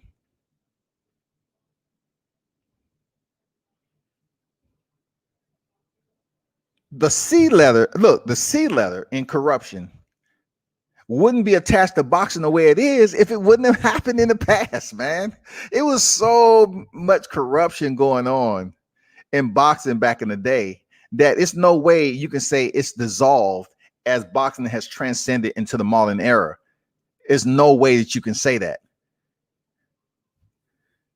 It would be asinine to think that, corruption happened back then, but it's pretty much dissolved.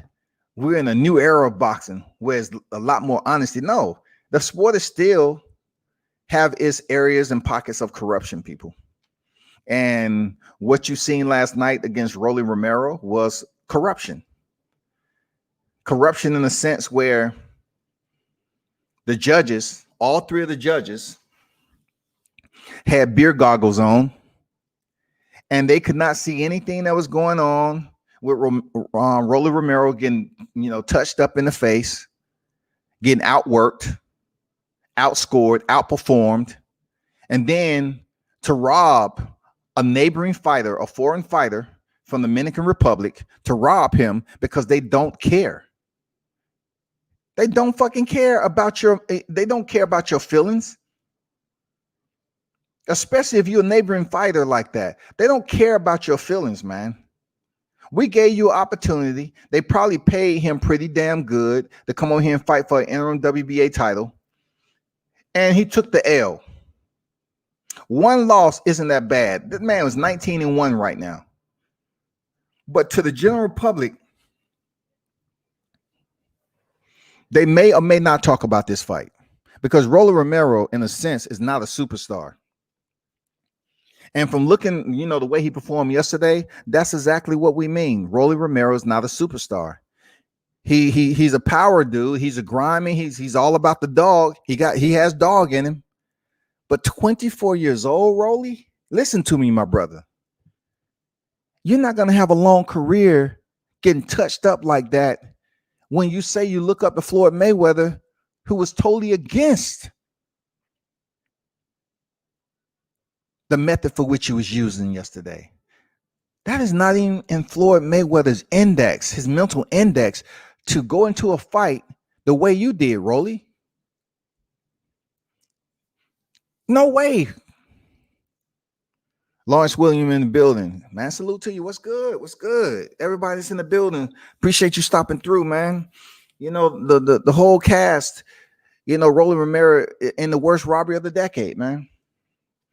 It's been a while since we've seen a blatant robbery like that. I know it's one up in Top Rank where people saying, hey, so-and-so got robbed. But no. It wasn't as competitive as this one. This was such a lopsided affair that we all got catfished at the end. You know what I'm saying? Affair, catfish. This was a catfish, dog. I'm like saying to myself, you know, I'm on live saying, man, Rolly took his first loss. He's 11-1, 10 knockouts. He's 11-1, period. There's no way you can go around it. And then they say, what? Rolly Romero? And Jackson goes over there in the corner and prays. I don't allow emotions to get involved with reporting on the sport of boxing. But I myself, I know boxers who have left the sport. And the only way that you know certain things like this is that you talk to them. I know certain boxers who have left the sport from being robbed. I've seen, listen, y'all, check this out. Let me get the Lawrence Williams comment right quick. If Robert Garcia was with Marinez last night, do you think he would have got robbed? Remember, RG caught Top Rank hand in the cookie jar trying to rob Franco versus Maloney. Did you see that fight? Absolutely. Absolutely. Franco put on a damn good performance. Damn good performance against Maloney. And, you know, it could have damn well happened. It's according to who's you connected. It's according to how you connected in the boxing. If you look at my interview with Dominique Robertson-Neal over there in Colombia, he been in the boxing game. He's a prior special forces guy in the Army. And he was saying how him and his son, he's been one of those father-son tandems for quite some time. His son is 20-0. And one important nugget that they said in the interview is that you have to be connected in the sport of boxing. You can have a son who's 20-0, but if you aren't connected, you can sign a contract, go into a fight believing that everything is cool, and you don't know all the plan that is taking place around you. And you go in there and you fight this guy, and you know damn well that you're putting in work and you're winning. You get to the judge's scorecard, and now you have a defeat when you clearly won the fight. Now, what's going to happen? And your corner can argue all they freaking want. But what happens? You can protest it. You can do what you want. But look at Adelina Bird. She was just suspended for a little bit. And then she's back to judging fights. Did you just hear what I said? She was suspended only for a brief time. And she went back to doing the same job for which she was suspended for, violating the rules, the integrity of being a judge. Because a judge can say, you know what? I graded the way I saw it. That's how I graded the fight, the way I seen it. They can play stupid. If God would have took away, look, one or two things God could have blessed us with. If God would have blessed us with mind reading, every human being to be able to read minds, this world would be a much more honest place. Period. But another thing he blessed us with was selective amnesia. Period. We can play dumb any other time. We can play dumb on the draw. Huh? What? No, I don't know nothing about that. For real? Oh, you thought he won the fight? Man, y'all need to go to some of these fights, man. These people be robbing. Let me tell you, it was an amateur contest down here in the A where our fighters was going against some fighters in Cincinnati. I'm not going to get too deep into details on who was throwing that fight. But you had Michael Stafford there. You had Levi. You had the Cincinnati crew down here. And them boys was looking sharp. I'm like, damn, okay. This AB, they coming down here with the purple and white on and stuff like that. So I was happy. I was like, damn, I get to see the future. And them Cincinnati boys was coming down here putting in work. I ain't gonna lie. They were putting in work so bad that they started robbing these dudes. They started robbing these amateur fighters just so some of the Atlanta fighters can get a belt. So that goes back to what I was saying. You have some fighters that was probably robbed. They put in so much work in that amateur fight and look good. They might have left the sport for a while. You have fighters who will leave the sport of boxing because they're getting robbed. So they say, you know what? Why am I going to put up with this? Joshua Greer did the same thing. Speaking with him about his history, Joshua Greer left the sport for a minute because he was in a fight that he clearly won and they robbed him. It happens in the sport of boxing all the time.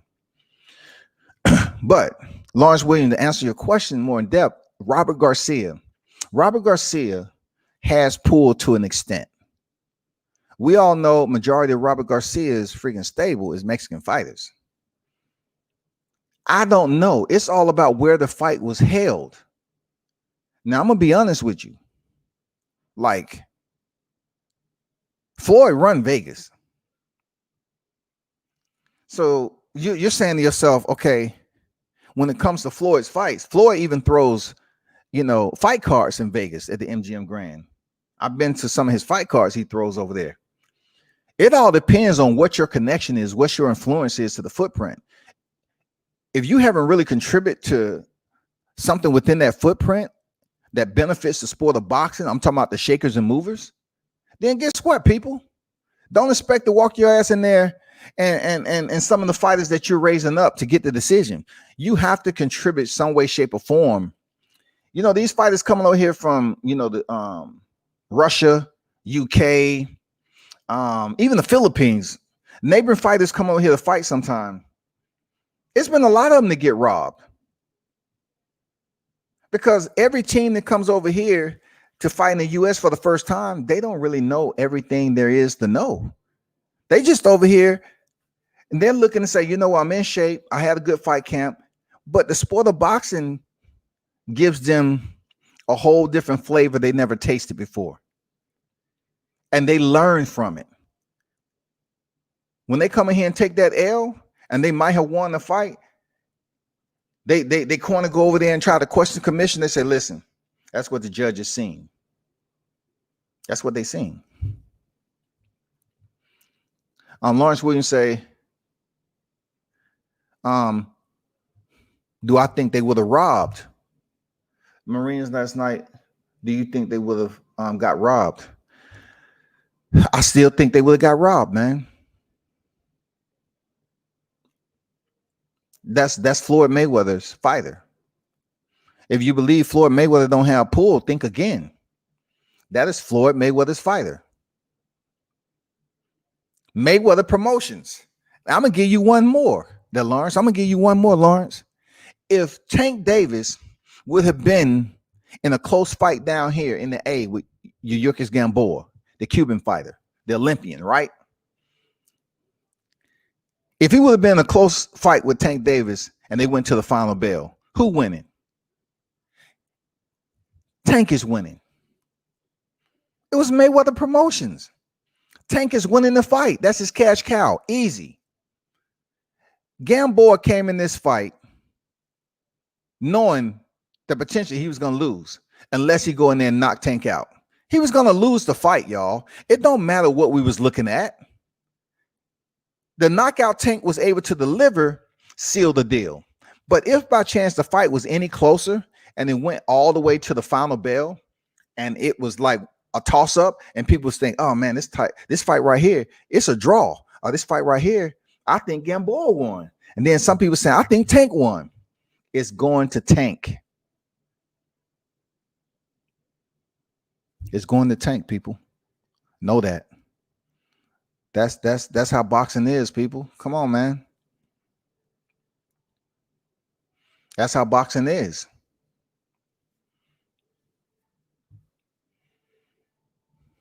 We all know Mayweather paid the judges. Well, understand this, TC. It wasn't a Mayweather promotion. Let's get that straight first and foremost.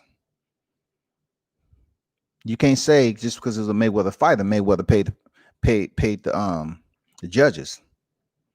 That has nothing to do with anything. Mayweather is not Al Heyman. We all know who runs PBC. Al Heyman is a shaker and a mover and one of the grand poobahs behind the scene with PBC. Floyd Mayweather may have a clear understanding who Al Heyman is and everything. He does have pull in the sport of boxing, and Rolly is one of his fighters, man. So somehow, some way, somebody was influenced by the fight itself, Rolly's, okay, the co-main event, and it turned out the way it did. Whoever was financially compensated, if that was the case, allegedly, then that's what it is. It's not going to hit the news. You're not going to see this on ESPN. You're not going to hear Stephen A. Smith say, let me tell you, it was after 9, 10, 11, and 12 for what I seen last night. Did you hear about the fighter, Rolly Romero? He was clearly outboxing the match. And when it came down to the scorecards, they robbed that Dominican fighter when he clearly defeated Rolly Romero. Did Floyd Mayweather have something to do with it?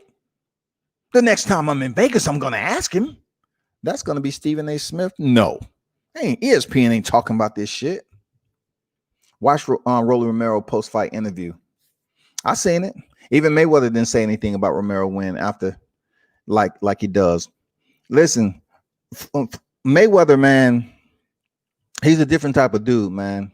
Like, he's been around. He's been around. How do you think Mayweather learned the game? What happened to Mayweather? How did his Olympics go? How did Mayweather's Olympics go? How did his rise? You think he ain't never been robbed? You think he ain't never been, in a bad situation where people try to do something that goes against what actually should happen? Yeah, he's been a part of that. Andy Ruiz got sad when he didn't get the nod. Listen, TC. The only thing Andy Ruiz was sad about is that he missed his meal time. Andy Ruiz knew the orders before he stepped in there with Joshua. He knew he wasn't winning that fight. Believe me when I tell you, I don't know why it's so hard for people to understand what orders mean. Orders is one of those labels that you just put on something as a Band-Aid so it really doesn't bleed out. Like, orders is just a Band-Aid to competence, really. It's just a competent Band-Aid. It's saying, hey, the orders was given. And people understand what orders are.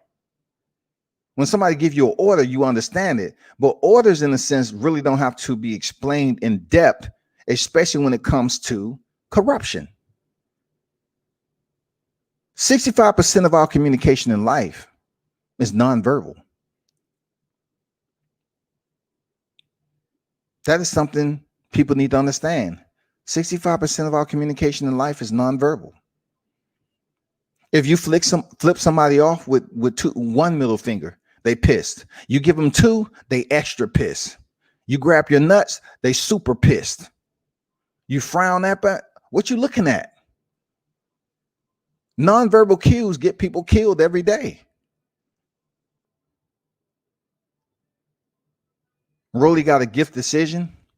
87 in the building. What's good? Supreme in the building. What's up? It's been robberies, you know what I'm saying, that has somewhat considerably close to this, but I'm saying right now, in this particular era, what we're looking in, this is bad. This is bad. Snoop put up 118, 110. Yeah, man, that's what I'm saying about the 118, 110 and Frank Lombardi. Frank Lombardi, his pockets must have been so heavy sitting down there grading that fight that he couldn't wait for it to be over. Man, I'm telling you, they must have sent some strippers up to his room with some Don P. And they gave him the Blue Chew tablet. Because this dude said, I'm going to make Floyd Mayweather so happy. I'm so happy. 118, 110. Money. Is that what you was looking for? Money probably gave him the wink. We got you. But look at the other judges, though. 116, 112, 115, 113. Now, they have closer scorecards, but for the wrong fighter, y'all. Those scores should be reversed, all of them, for Jackson Marinez. And then the smaller or larger margins really don't matter, long as he won the fight. At least give the man a fucking draw. Y'all absolutely robbed him with a unanimous decision. Frank Lombardi had to be smoking before he stepped to the table and said, yeah, I'm feeling right. This loud got me tight. Everything's feeling good tonight. I'm good. 118, 110. Somebody gonna suspend this man? Is somebody going to suspend Frank Lombardi? Nope. Nope, not at all.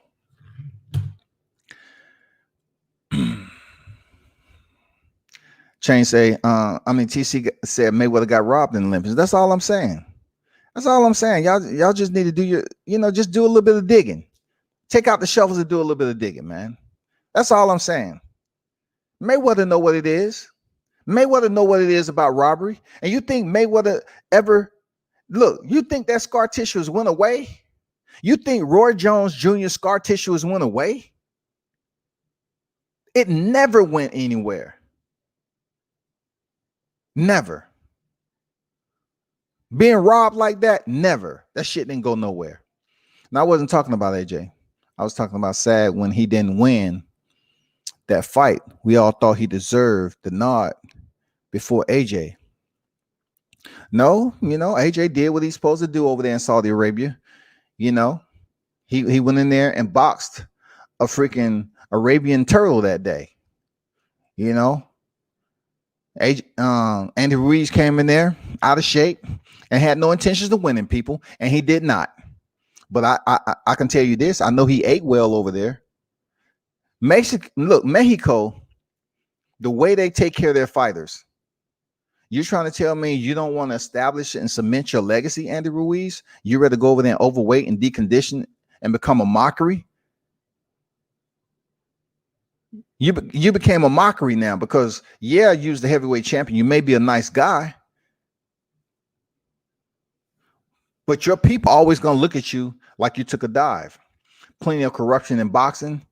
For sure, 87. I really believe Canelo versus Kovalev was fixed. I said the same thing. And people say, nah, man, the 11th round was what it was. I saw Kovalev fight. Call my bluff, man. I have plenty of media to back it up. I saw Kovalev fight. I saw him fight more than once. Strong fighter. I was on the elevator with Kovalev, y'all. I took out my phone, because I was talking to Buddy McGirt. And all this is facts, man. I can pull it up. I was talking to Buddy McGirt before, because Buddy McGirt was training Kovalev for the rematch. So you see the one where I was catching him when he was walking out from the presser. And then it's another one when I call him outside the elevator, inside the hotel. And then there's one when I was on the elevator with Kovalev. I was standing directly in front of him. And I said, what's going on, Crush? And I took out my phone because sometimes the phone is less so-called intimidating than the camera. So I said, Crusher, do you have a minute? And I'm raising up my phone. No camera, no recording. So I actually had a conversation off record with Sergey Kovalev that I couldn't record. So one thing is media that you don't want to do. You don't want to secretly record a fighter that said no recording and off the record, because boxing is a small community and they will get back to the boxer. So the next time you see them, they ain't fucking with you. You can't sit up here and put a record on somebody who don't want to be recorded, and you up there talking to them the entire time you recording their conversation. Then you put up a thumbnail and you put the information. That's an easy way to get your ass blackballed. You would get blackballed worse doing that shit than telling the fighter, you know what? I thought you was trashing the other night. Seriously. Plenty of corruption. I really I believe that too. That 87. I truly believe Kovalev in the 11th round. I said bullshit. I say how all of a sudden he got noodle legs. As like Canelo Alvarez went 2 fights with Gennady Golovkin, and he didn't drop Gennady at a lighter weight class. But now all of a sudden you got people saying that boxers move up in weight. Oh, they're gonna have more power. That's not true. That's not true. Adrian Broner was killing motherfuckers at a lighter weight. But when he moved up in weight, not so much. Canelo and Kovalev, all of a sudden he get noodle legs and he's gone. So what, you knocked out Kirkland and Amir Khan? That fight was fixed, man. That fight was fixed, period. Supreme say, no, it wasn't. I believe it was. Once again, the unwritten rule. The unwritten rule, y'all. Look at what's what's that fighter's name? Sergey Kovalev and Anthony Yarde. Anthony Yarde, the one way you can earn a knockdown in boxing is through what? Fatigue, right? Of course, it's the work that you put in and your power and your timing. All right. Well, they say timing beats power. If your time and power is there, you can work for a knockout if you're able to land clean, solid punches, right? So therefore, fatigue provides you another alternative to get the knockout too. If a fighter is tired and can't defend himself properly. So look at Anthony Yarde being dropped with a jab. What the fuck is up with that? Like, you were so tired, you got dropped with a jab and you couldn't get up and finish. I'm moving on from that. But you have the right to your opinions. You know what I'm saying? You definitely have the right to your opinion, Shaf. These judges need to be financially audited to see what's really going on. Snoop. SNOOP. How are you going to financially audit judges from a cash payment? Listen, the money trail in this game, you're not going to see that paper. You're not going to see that paper deposited. You're not going to see a check that's linked to somebody else deposited in a person's account that's judging a fight. Let's be honest with ourselves, man. Why would you put yourself in a predicament like that? It's not happening, people. You know how it's going to pop off? Cash money. That's how that shit's going down. The nod. It wasn't fixed. They bought the belt from that belt from Kovalev. 10 weeks after that war with Yarde, Canelo and his team knew what they was doing. See, that makes a lot of sense.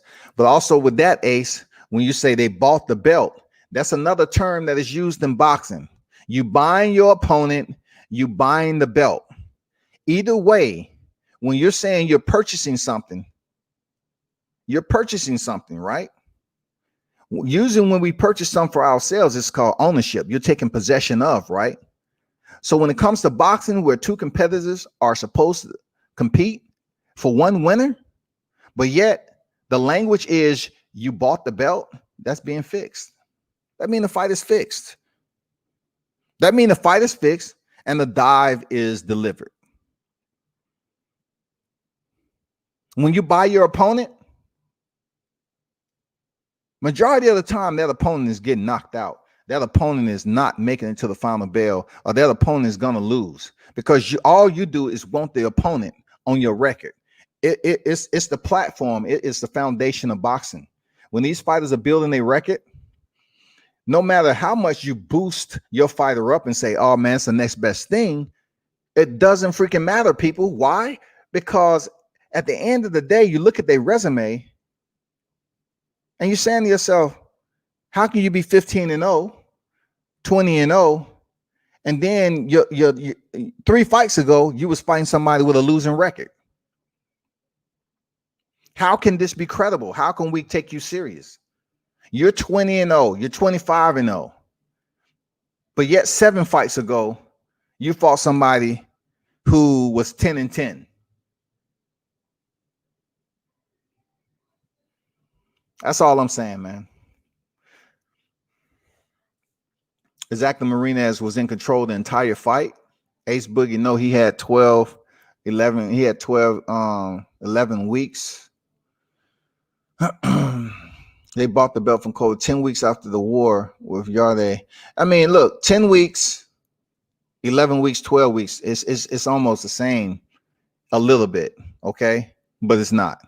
Okay, I have to be careful in meshing that all together, because when it comes to training in general, it means a lot. 2 weeks is big.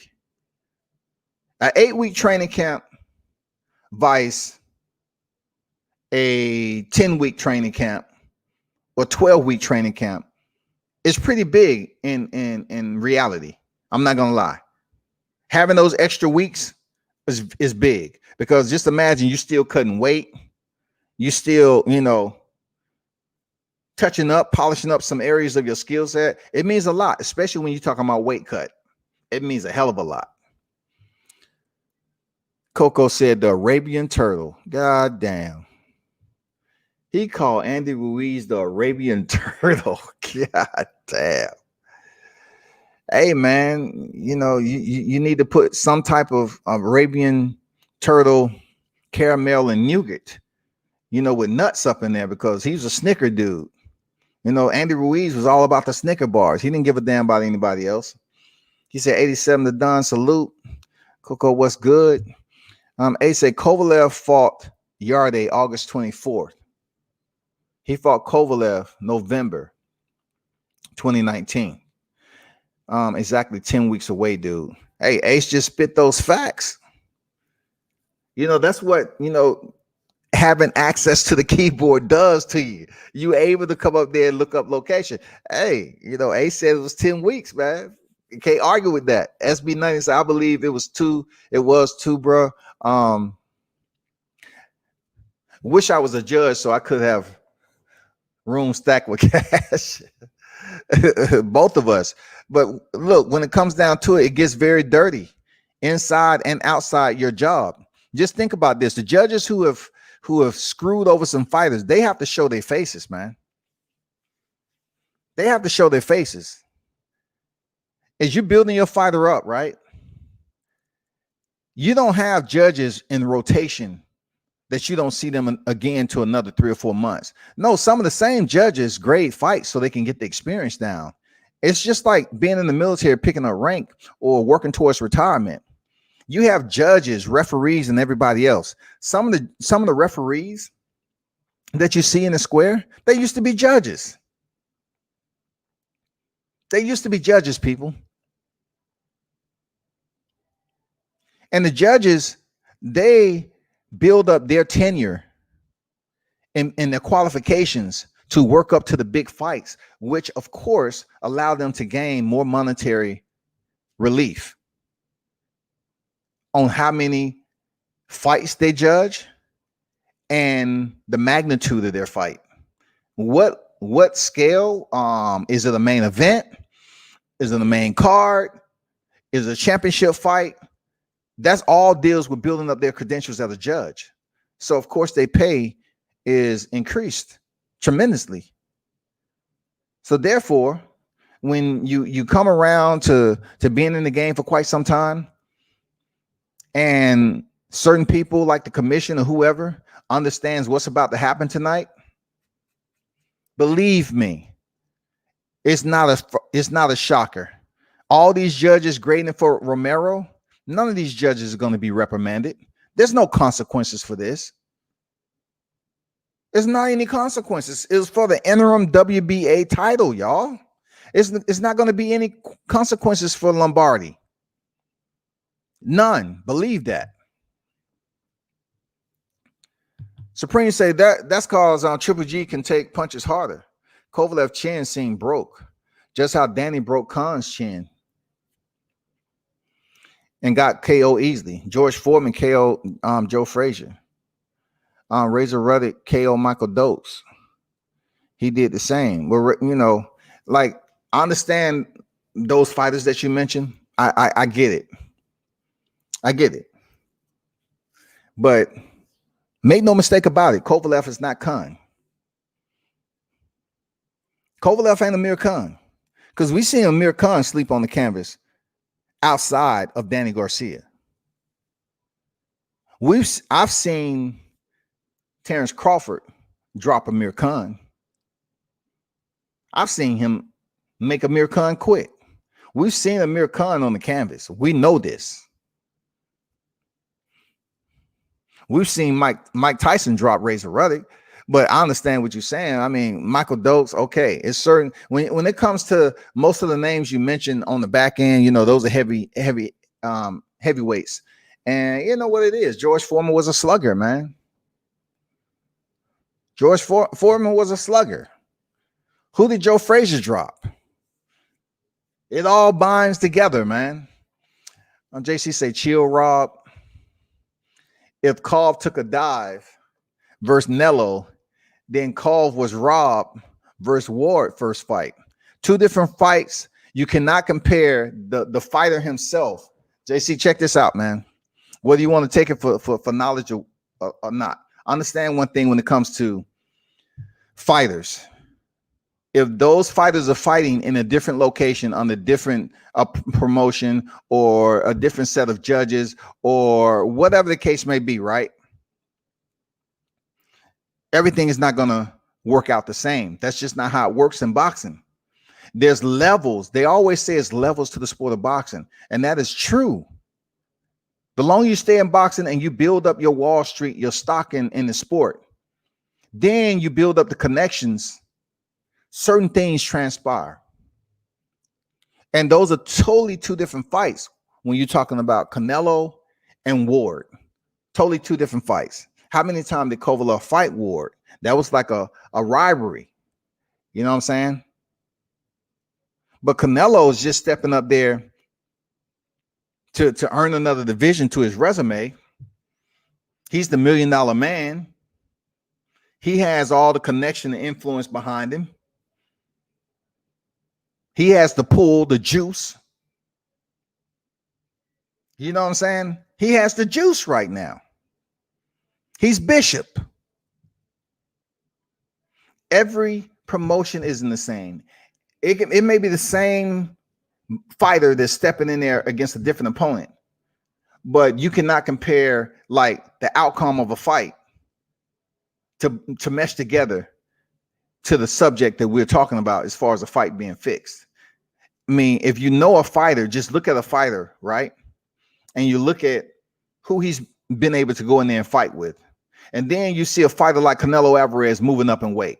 And you're saying to yourself, well, Canelo Alvarez, the highest he's been is super middleweight. Should he be able to contend wholeheartedly and sustain durability at light heavyweight? That's too much for Canelo. That's too much. You know what? Let me do something right quick. Check this out. I gotta pull up his. I wanna match some up right quick with Canelo Alvarez. I want to check something out right quick. So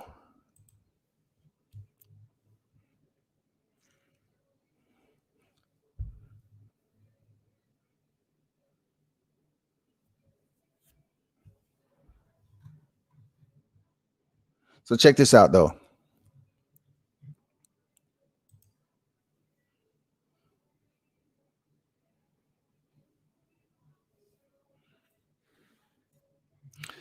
So Saturday, May 4th, 2019, middleweight, he fought Daniel Jacobs. All right. So we all know Rocky Fielding was at super middleweight. He fought Rocky Field in December 2018. And then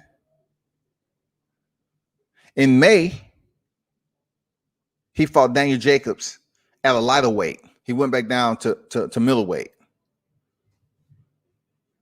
Then several months later, he stepped in there with Sergey Kovalev at a higher weight in light heavyweight. Does he supposed to, are we as boxing fans supposed to say that Saul Canelo Alvarez is able to maintain certain punching power? Like the changes don't resonate to Canelo Alvarez because he's just this immortal boxer? How does that work? We all know he went in there and used Chavez Jr. as a punching bag. We seen that shit because of him, because the fight between Canelo and Gennady was already signed. So he steps in there with Gennady months later in 2017. Fight came to a draw. Steps in there the next year in 2018, beat him, moves up middleweight, defeats Rocky Fielding, drops back down to face Daniel Jacobs. So my point is, there really wasn't any consistent bouts at these higher weights for Canelo to just be destroying cats. He moved up for Rocky Fielding and then moved back down to 160. And then he moved up 2 weight classes to Sergey Kovalev and stops him. Man, I'm not buying it. I'm not buying it. It looks good on paper and it damn sure look good on TV, but I just don't appreciate. I just can't sit up here and digest that shit. Also, Pac took a dive. Pac took a dive Mayweather, and Castillo got robbed versus Mayweather. Now, JC, I can agree. Looking at the fight several times over, that Castillo got robbed. You have to understand, when you see things, it's up to your integrity to say, okay, this is what happened. People say, nah, Castillo didn't get robbed. Castillo got robbed, man. A lot of people say Arislandi Law, Canelo Alvarez. Hey, if you really know boxing and you're not looking at your favorite fighter, I suggest y'all look in between the fighters to kind of grade the bout. If you're looking for a certain fighter to win and you stare at that fighter the entire fight, by the time it reaches the end point, you're going to say that particular fighter won the fight, because that is who you have been focused on the entire time. But Pac taking a dive against Mayweather, I don't see it. I disagree with that portion. I disagree with that. Pac took a dive against Mayweather. A lot of people might say, well, Pac took a dive against Marquez, and he got knocked the fuck out. You can try to correlate them all you want. Don't mean nothing. Your own opinion correct. It is opinions. And, some people take opinions better than others. You know what I'm saying? You have to understand opinions are meant for reaction.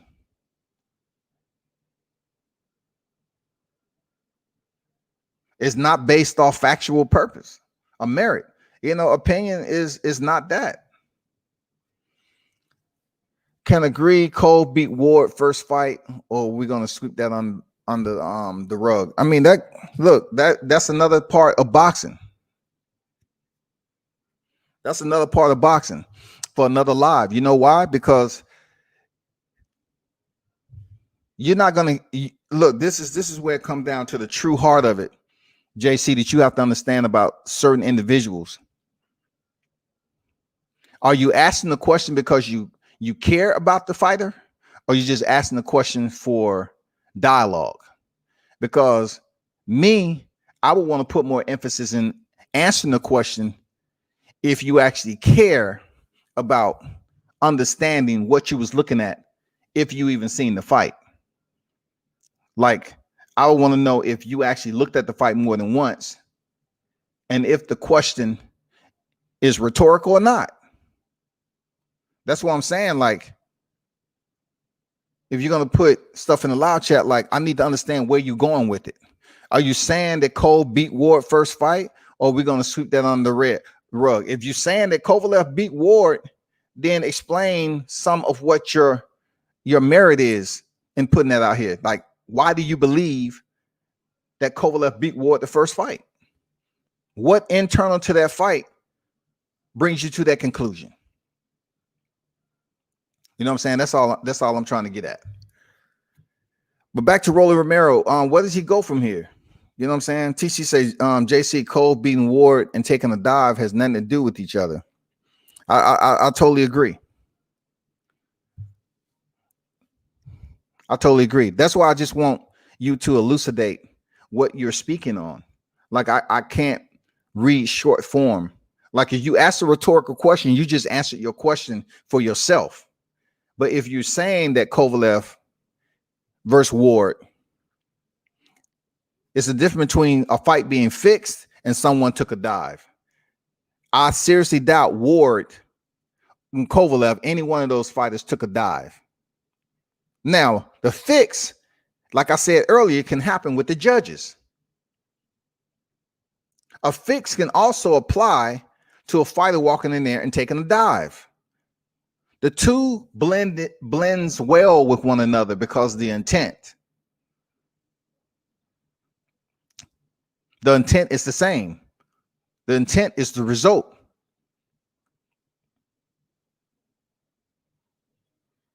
Fixed, the fight goes to the scorecards most of the time, and guess what? Boom. It goes for the other fighter, just like Rolly Romero. Taking a dive is when a fighter who is more than competitive to go in there and put on a solid bout, go in there and compete. And that fighter might be slated to be the winner, maybe the better, well-rounded, might be the better fighter on paper. The odds may be for that fighter because boxing has always dealt with betting, gambling, and everything else that deals with it. Back in the day, it was the mafia and all that, the mob and all that, right? So taking a dive can be influenced by many variables. If a fighter takes a dive in a boxing match, it's still a fix. Because ultimately, they understand what needs to happen. They can potentially go in there and win the fight, but that is not what the orders are. The orders are for you to come up short in this fight, however you see fit. So you come up short in the fight, that is called that particular fighter is taking a dive because they're not trying to win. They have the orders to go in there and fight, but they're not supposed to win. That's taking a dive. But the fix can be pretty much summarized and sealed by the judges, by the referee. The referee can fix the fight too. Believe it or not, the referee can fix a fight.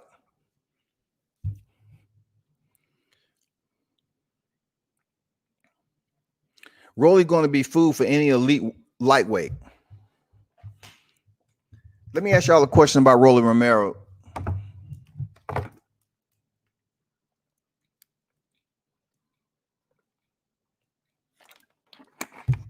Who should he fight next? Who should Rolly Romero fight next? Let me check. I want to check something out right quick. Since he won last night, I want to see if they updated this bullshit ass ranking system. So let me go down here to lightweight. I want to get y'all input, people.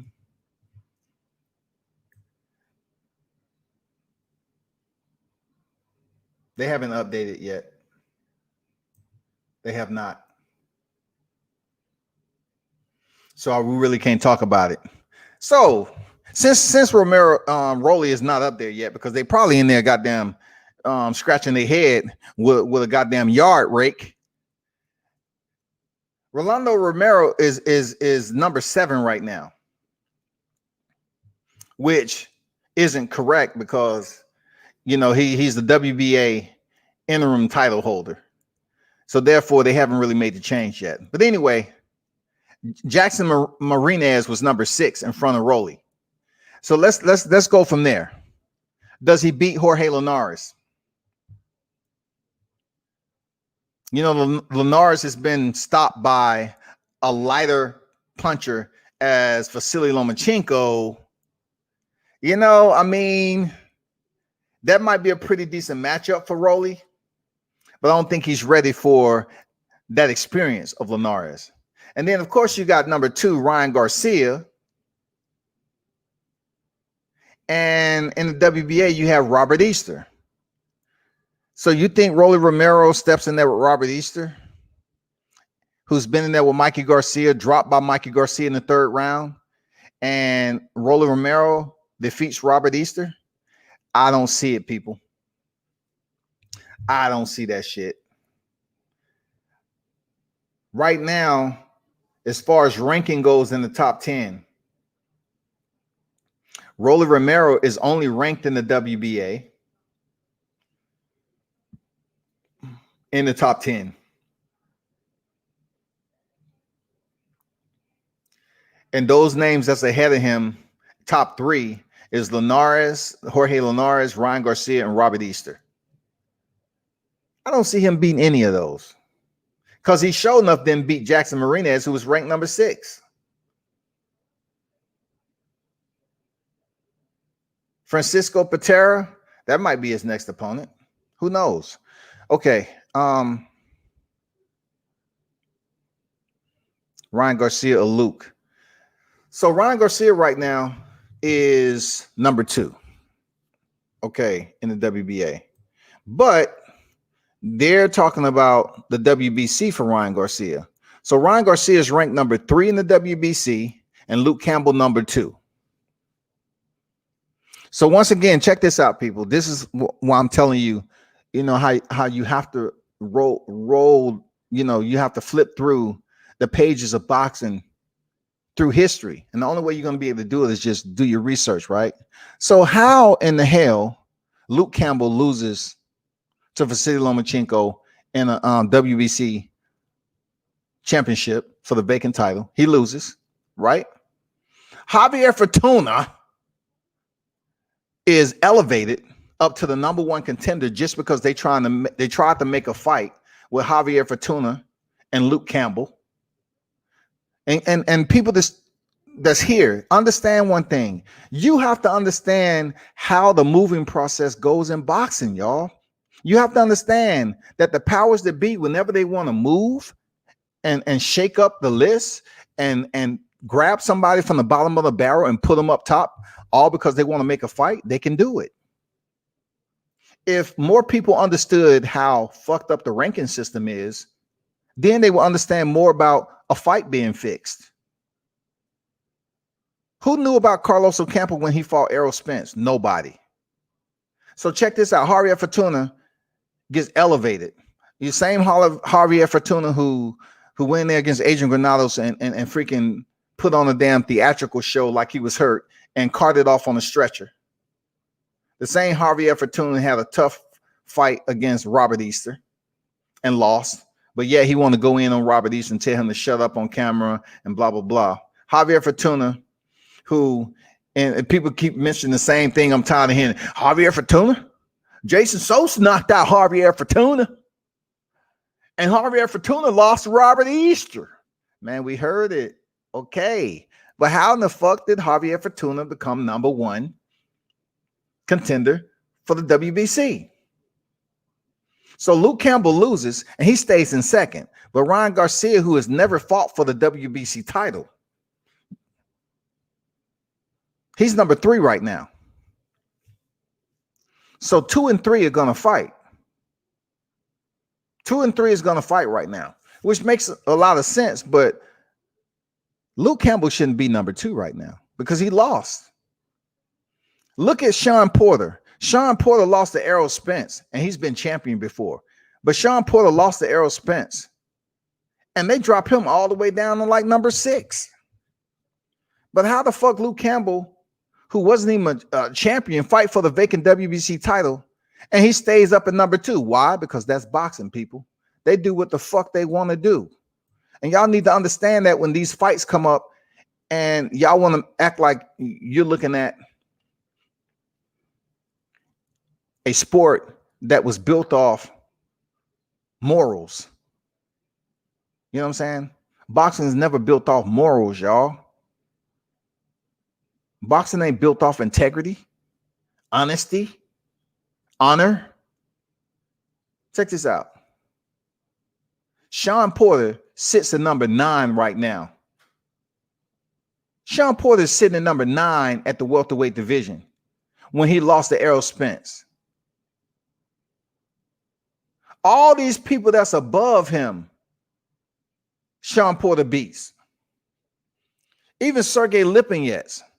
Let me tell you how fucked up this system is. It's no one rated number 2 in the IBF welterweight division right now.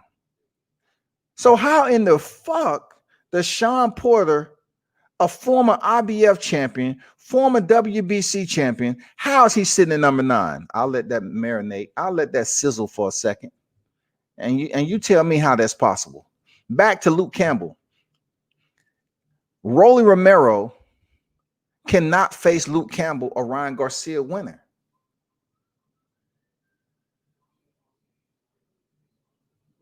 Because if Ryan Garcia becomes the WBC interim, right? Rolly Romero is nowhere even in the picture in the WBC to face Luke Campbell or the Ryan Garcia winner. He's not even in the picture. He's next door at the WBA.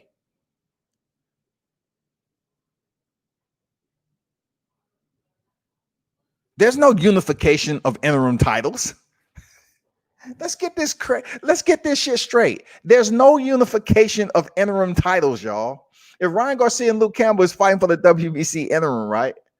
It's not like, oh, we're going to have an interim unification bout. We're going to have the winner of Ryan Garcia and Luke Campbell face Rolando Romero, robbery of the century. It's not going to happen, people.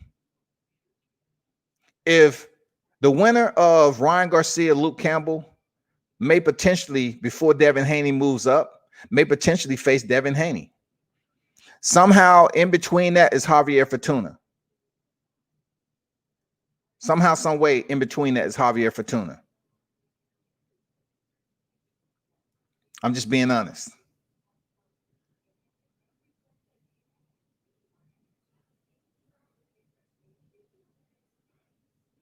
Gamboa, he's ranked number 9 in the WBA. The WBA is doing whatever they choose to. Like the WBC and the WBA is doing what the hell they want to do. They just leaving behind the IBF and the WBO. Like Gervonta Davis is a WBA regular title holder.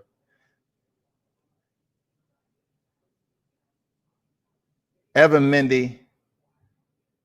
Man, all these titles, bro. I mean, they just become redundant for real. So the answer to the question, JC, is you're not going to see Ryan Garcia and Luke Campbell fight Rolly Romero, because when it comes down to it, 2 different sanctioning bodies, and you're not going to have the interim champion. I just don't see it happening. I think whoever wins between Garcia and Campbell going to move up to face Devin Haney if that presents itself. If Devin Haney doesn't get a huger name, a bigger name in that division that's in the WBC rankings. Or, if he gets a champion. If Devin Haney is able to fight somebody like Teofimo Lopez or Vasily Lomachenko.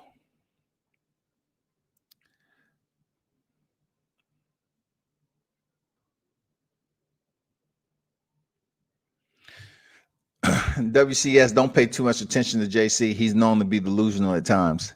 Hey, when you host a platform, man, you just have to read and then reply if it's beneficial or whatever. You know what I'm saying? I ain't new to this, man. You know what I'm saying? I understand what you're saying, but I ain't new to the game, man. Linares beats up. I agree. Bomb 87. Man, some of y'all call these fighters bum, man. I'm just curious to see how you were looking in just 2 rounds of sparring for real. That's keeping it 100. I just like to see how some of y'all look in just good two solid rounds with some 14-ounce gloves on or something like that. Robert Easter garbage. Robert Easter is not garbage, man. Shout out to Bunny, man. Man, one of the coolest cats, man. And he can box too. Robert Easter is not garbage, man. Y'all need to chill with that, man. Robert Easter beats Comey. Yeah, absolutely he beat Comey. who was the world champion, who was defeated by Teofimo Lopez. Robert Easter, how many losses does he have? Just because he lost to Mikey Garcia, you trying to tell me his career is over? Just because look, you can't sit up here and big up Mikey Garcia for stepping in against Errol Spence and not big up Robert Easter for taking the fight with Mikey Garcia. Look, Bunny is not a 4-division champion. He's not a 4-division champion. He stepped in there with one of the best in the game and went the distance with Mikey Garcia in a losing effort. How many losses does Robert Easter has on his record? TC say Rolly can be good, I think. Robert Garcia should train him. It's all about him having the confidence to step away from the silhouette of Money Mayweather and whoever's training him over there. Some boxers, they are around certain people that keep them relevant. I'm not sure if Rolly is confident enough to step away from that footprint. He may not be willing and open-minded enough to learn. And what I mean by that, TC, is that he seems a bit stubborn to change up the game plan in the fight. He wanted to prove that everybody and anybody who in the gym, even Leonard Ellaby was saying, "Oh man, Rolly Romero, anybody he touches going down. He got heavy hands." You know, he was just really giving him all this praise, man. And not once did he knock down Jackson Marinas. Not once. I don't think Rolly has the maturity yet to step outside that footprint and learn from somebody else. I just don't see it happening, man. That's why nobody really talks about Rolly unless Garcia's name comes up. Chain TC, Rolly is good, not just that good. He's all right. I guess good is all right, huh? Good is all right when it comes to boxing. It's when you add that other 4-letter word, best. One of the best. No, he isn't. Rolly's good, but also he's all right. It's common nowadays for fighters to be overrated. Indeed, he overrates himself. He don't adapt. He telegraphs every punch, man. Yes, man. Rolly was just being so predictable last night, and I'm surprised he didn't get put on his ass. I don't know if that's a testament to his chin or Marinez not having enough power to even affect, because Marinez landed some solid freaking flush punches on Rolly. Look how Rolly was closing distance, and he was just getting pogo. Man, he was popping Rolly's head back. And Rolly was busy trying to hold a poker face. He was getting lit up, right? And he didn't even think to just be patient, reset, and come up with a different entry plan. He just kept doing the same shit over and over again and proving that he was a tough dude. And wonder why when he got cut over his left eye, he started wiping it with his glove. Why did you get cut, Rolly? Because you're trying to walk through punches. You're trying to be Triple G. You're trying to be the Julio Cesar Chavez of boxing. You was being a punching bag last night, homie. That's what you was doing. And if anybody ain't telling him that, including Teofimo Lopez, then, hey, I don't know what to tell you. I know you and T.O. boys, but T.O. should have a heart-to-heart with Rolly and say, bruh, I'm not even trying to take the amount of punishment you took last night. You're 24 years old, so stop walking in without using defense. I mean, good elite fighter is coming nowadays. Fortuna trash. Haney versus Fortuna was supposed to be the fight in March or April, but Haney got hurt. If you remember, Fortuna and Haney fought a week apart from each other in November. Absolutely. I understand that fight was supposed to happen. Absolutely. But when everything, the smoke clears, and, you know, due to the pandemic and everything, fighters wasn't linking back up. It could be from them being out of shape, not having enough money to be in training camp. There's many variables that influence the outcome of Fortuna not stepping in there with Devin Haney. But I do understand who was supposed to fight who. And I also understand that was supposed to be a WBC tournament. I do understand that, yeah, Teofimo dropped out. Doesn't make him a ducker or anything else. It's a reason why people step out of tournaments. One thing you have to understand about boxing, people, a championship is a championship. You cannot sit up here and knock certain fighters for being selective in how they gain their championship belt. Who they select to gain their championship belt. If it didn't matter, guess what? You would have fighters just going in here unifying divisions like it was cool. But you don't see that though. Unification isn't a huge priority in boxing right now, it seems. It's not a huge priority. Because if it was a huge priority, we would have tried to get the heavyweight unification. But now that may be prolonged. All right? That may be prolonged. We may never see that until the end of 2021. Who knows? Because Joshua has his mandatories. Deontay Wilder Fury has to take place and all this other stuff. And then you look at the lightweight division on how everything fell apart due to the pandemic. Javier Fortuna not returning and trying to make the fight. He's turning down fights. So he's going to be out the question. So now, you know, they elevate the interim to the super in Devin Haney. Vasily moves up the franchise. And now we have Ryan Garcia and Jorge Linares fighting for the interim WBC. I mean, Luke Campbell and Ryan Garcia fighting for the interim WBC title.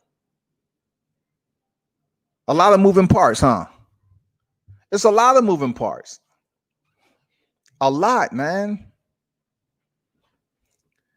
I knew about Ocampo. He fought last night. He is 6-0 at 54 since losing to Spence. Yes, at one point in time, Ocampo hurt Errol Spence.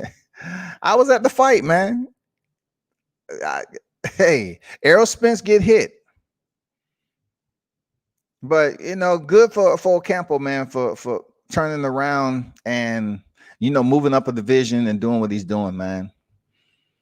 I mean, it doesn't seem like a bad dude, but his name came out of nowhere to fight Spence. Nobody even heard of Carlos Ocampo. He came out of nowhere to step in there in Spence's hometown and get that fight. Fortuna became mandatory when he beat Cellular on November 2nd, a week before Haney fought Santiago. Yeah, Javier became, like I said before, the only reason that bout fell out is because of the situation with Devin Haney's shoulder. And, you know, Fortuna not turning around and accepting the fight, possibly due to fight camp, him not being in shape, whatever the case may be. He may not have the money to get back in there. I don't know. But he's been turning down fights. Porter is still number one after the WBC lost. I don't think you heard me on what I was talking about. I was speaking on the sanctioning body of the IBF, man. Sean Porter is sitting at 9 in the IBF, number 9, after the Errol Spence loss. He's sitting at number 9. And then, since you mentioned it, Lawrence, Sean Porter sitting at number 1 in the WBC is absurd.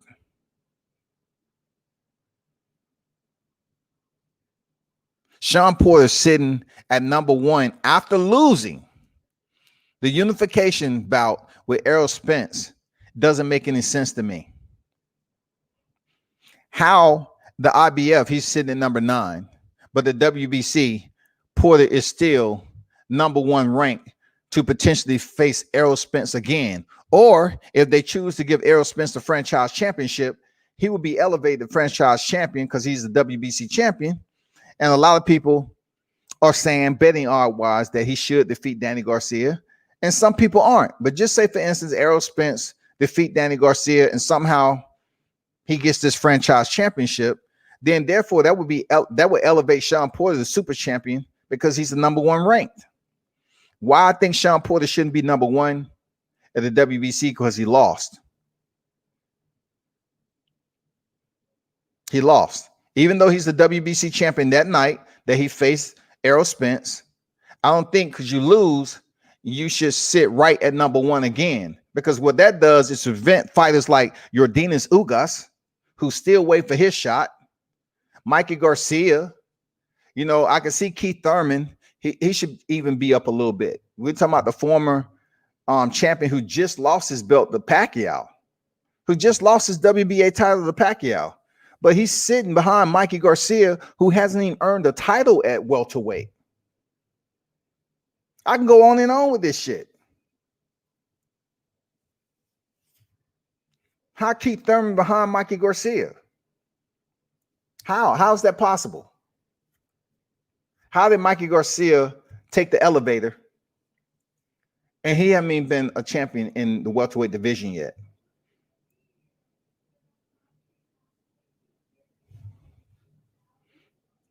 Yordenis Ugas is number one rated in WBA, but yeah, he's number 3 in the WBC. And he's faced Sean Porter before. And a lot of people thought that he put on a damn good performance against Sean Porter prior to Sean Porter's next fight. You can call it what you want, game plan, or whatever the case may be.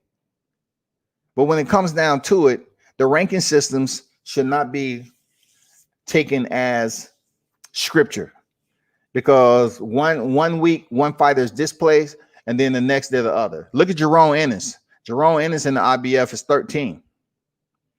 Yordenis Ugas is 14th, ranked 14th in the IBF, but he's within the top 5 in the WBC and the WBA. That's crazy. There's no consistency. You know what I'm saying? Like, well, what are we doing here? What are we doing here? Let me move on to the live chat. Man, y'all smash that like button for me. You know what I'm saying? Smash the like button.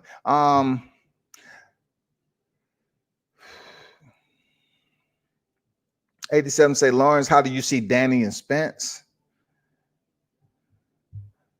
Rob, you go. Spence 7-5. Tough fight. JC,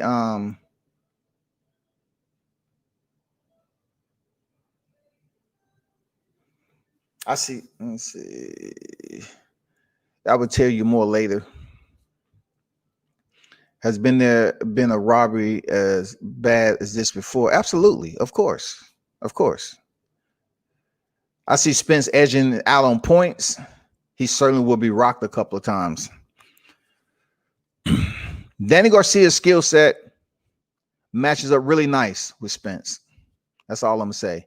He has the power to land and put some pressure on Spence coming off this car accident to kind of prove to the masses that Spence is 100%. Danny Garcia has enough power, in my opinion, to test that. 87 said Danny has a good chin, though, not easy to KO. Well, if you look at it this way, 87, you are correct.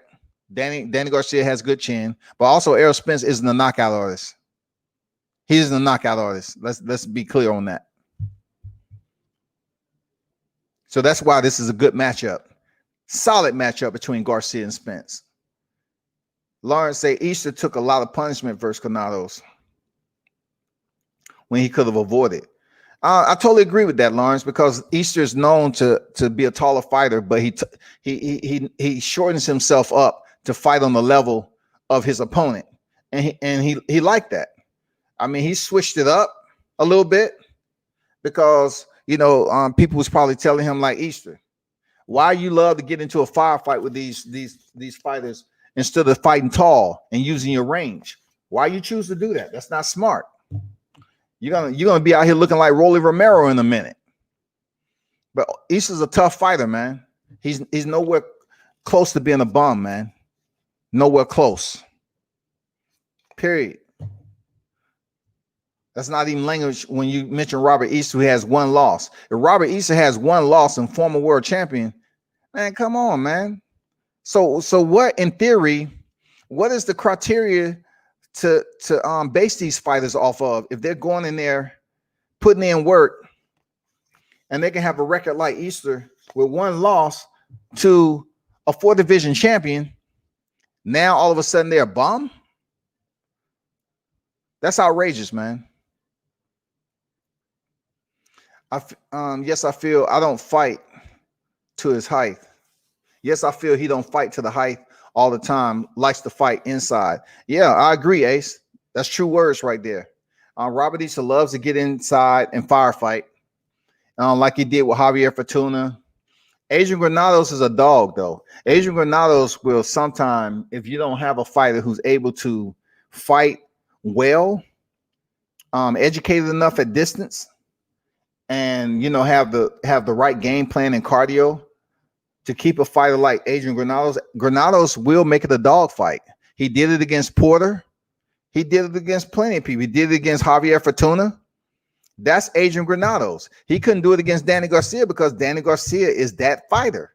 He knows how to create space and use his power effectively, and that's why he was able to stop Adrian Granados.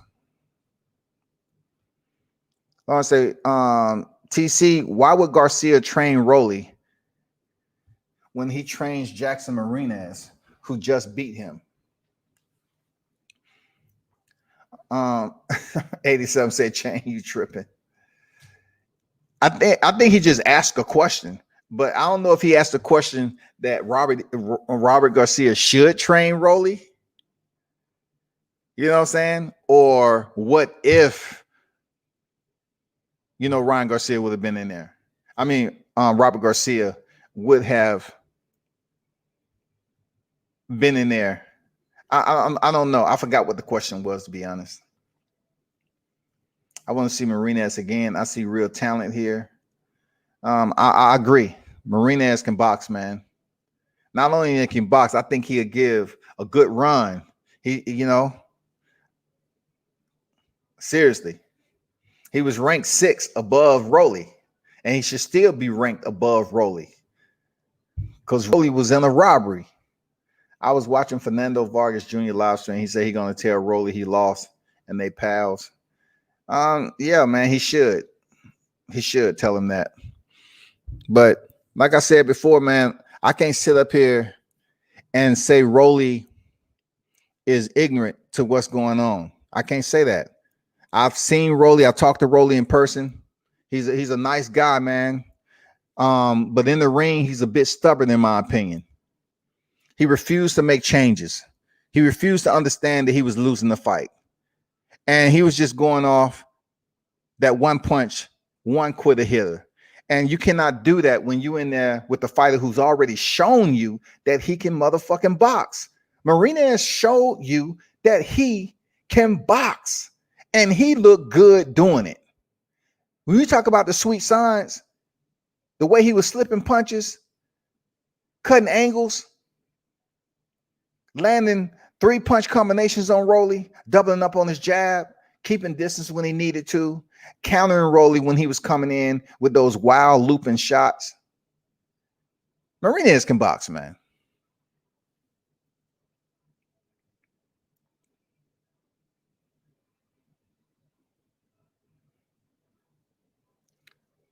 Lawrence say Porter is number 4 in the WBO. Hey, Lawrence, real talk. I don't know why you're telling me that. Why are you telling me Porter is number 4 in the WBO? I'm not. To be honest, bro, respect. You gotta say respect to people. So they want. But I can care less about the WBO. You know why? Because if they want Porter to be number 1 to face Terrence Crawford, they'll make him number 1 tomorrow. I don't really care about the WBO over there right now and Porter being ranked number 4.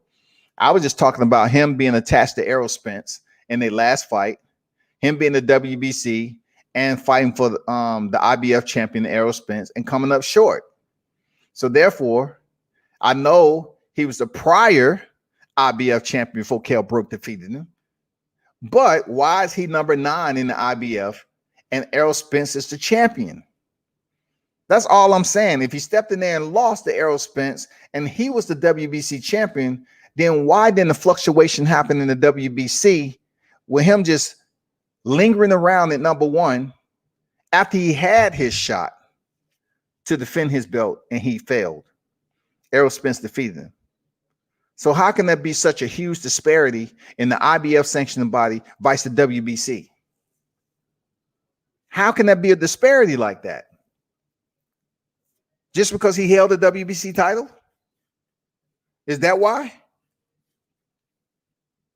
How can Danny Garcia, who lost to Sean Porter for the vacant WBC, be right behind Sean Porter? You defeated Adrian Granados, who didn't have a title. Why are you in front of your Dingus Ugas and Mikey Garcia even?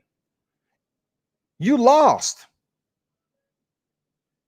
But now Danny Garcia gets about with Errol Spence in the return.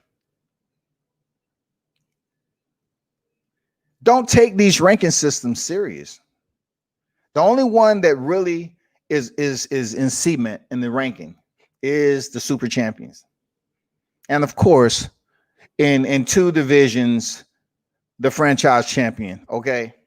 But the only one that sits atop with the damn gold chip beside it is the champions when it comes to the ranking system. Everything else is just out there, man. It's a kaleidoscope. It can move around at any given time, man. How is Danny Garcia still ranked up there when he lost about to Sean Porter for the WBC? But yet they rank behind each other as if they can fight for the WBC again if Errol Spence is elevated the franchise champion. If that equation presented itself. You know what I'm saying? I mean, come on, y'all. Come on. It doesn't take. Come on, man. That's easy, man. Ace Boogie said, hell yeah, nice fluid movement. TC said, I was watching Fernando Vargas. Okay, I read that. No, Danny isn't any less than a tune-up for Spence. TC, no, I disagree. Danny Garcia isn't a tune-up for Spence. Come on, TC, you tripping, man. I know you better than that. Come on. You tripping. That makes no sense at all. TC Rowley said jabs can't win you fights.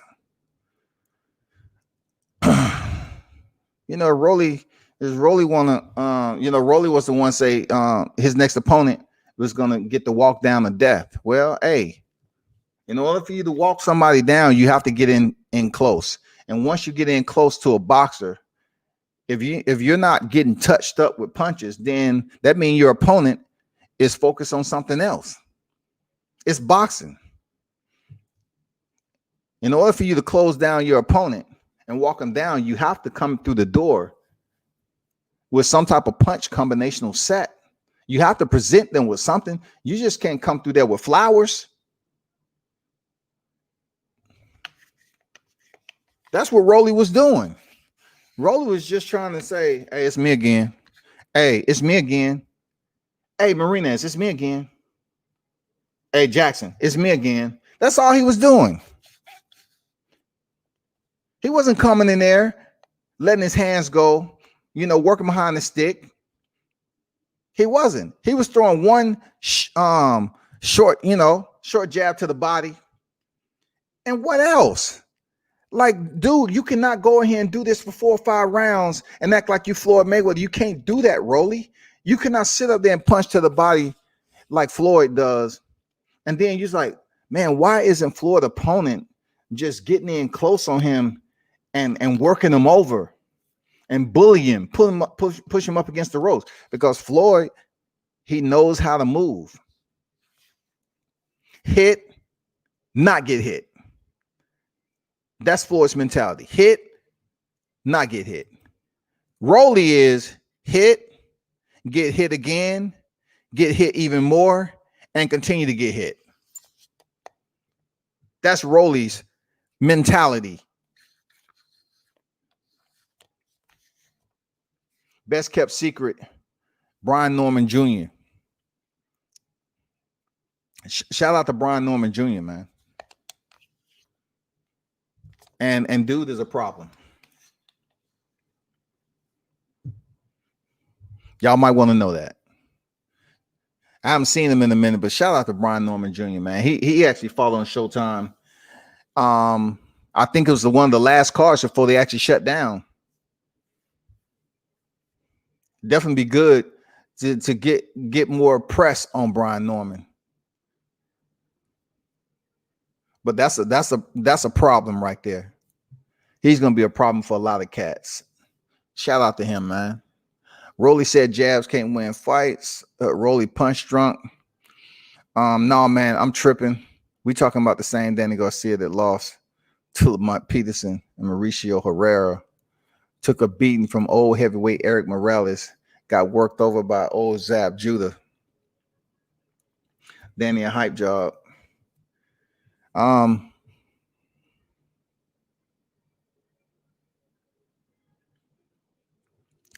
TC, you say what you want, man. That's like I'm not even gonna caveat when you start saying Danny a hype job when he has one of the best resumes.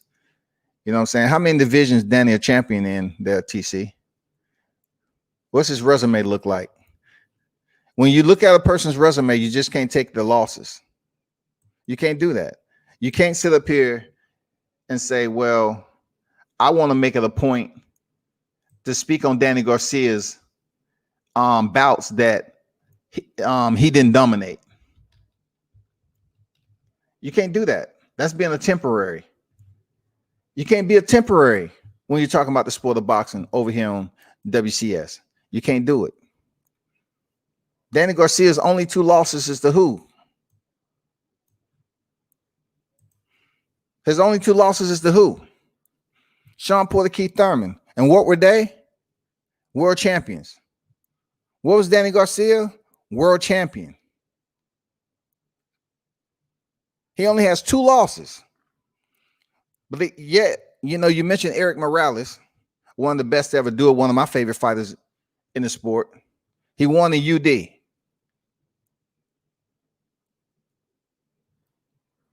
Zab Judah, he won in UD. So let's talk about Nate Campbell. He been in there with Nate Campbell, Kendall Holt, Eric Morales, Amir Khan, rematch Eric Morales, Zab Judah, Lucas Matisse, Mauricio Herrera. Look, Herrera, he won a majority decision, but he won. Lamont Peterson, Paulie Malignaggi, Roberto Guerrero, Samuel Vargas, Keith Thurman. I'm gonna exclude Brandon Rios, even though he's 34-3 at the time. I'm gonna exclude Brandon Rios because he took a lot of punishment, and that was a pretty good, you know, matchup for Danny Garcia. That was easy work for Danny Garcia. I think he knocked him out in the 7th, I think. But Sean Porter, Adrian Granados, who's another stylistically tough matchup, and Ivan Redkoch, you know, UD, and now he got Errol Spence. So, you know, you can't be a boxing temporary.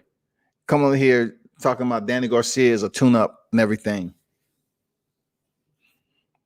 I expect more from people that when they over here talking about boxing, man. If you continue to talk about a boxer and criticize boxers, that's just you. Dion said, "What's good, man? What's good, Dion?" They robbed Fort Knox last night. Yeah, I feel you, man. They robbed him, man. Seriously. And look, Dion, they was on foot when they did it. They was on foot. They didn't even have a vehicle, dog. They didn't even pull up in a vehicle, man. They didn't even have mobile transport. They did it on foot, that Dion. That's how blazing. That's how bogus it was. They didn't even come in and get away. They just came in and did what they had to do, and they just walked away from it. You know what I'm saying? Rolly Romero came in there on foot.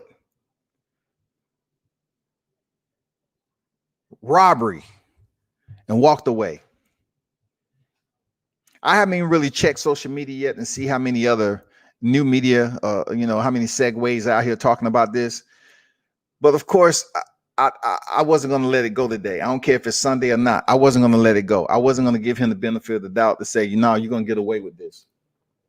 You're not going to get away with it. And this is nothing on Rolly Romero. I need to hear what he has to say, because Rolly Romero is benefiting from his connection. His connection is being under Floyd Mayweather.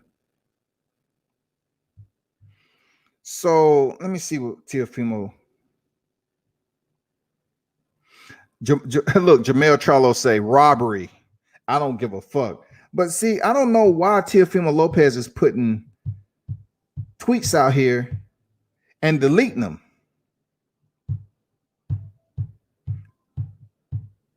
I'm getting it. Okay, Teofimo say, look, this is why you know they looking. Look, this is how you know they listening. Teofimo Lopez tweeted, how is it that majority of these boxing journalists are so-called experts but have never fought a day in their life in or out the ring, and yet we have to listen to the shit? Now, Teofimo Lopez, that's my boy, but come on, it ain't hashtag pathetic. You being a boxer, just because that's your boy, and that's where boxing goes wrong in the sport and in media. That's when the click up happens. Teofimo want to sit up here and defend and go against the boxing journalists who provide more notoriety to the fighters than the fighters do themselves sometimes. So you can't get on here and be mad at us when you know damn well your boy was in a robbery. That's why Jermell Charlo was like, robbery, I don't give a. That's Jermell Charlo saying that. Too many boxers calling themselves, Errol Spence tweets, too many boxers calling themselves world champs. We have to tighten up on these titles.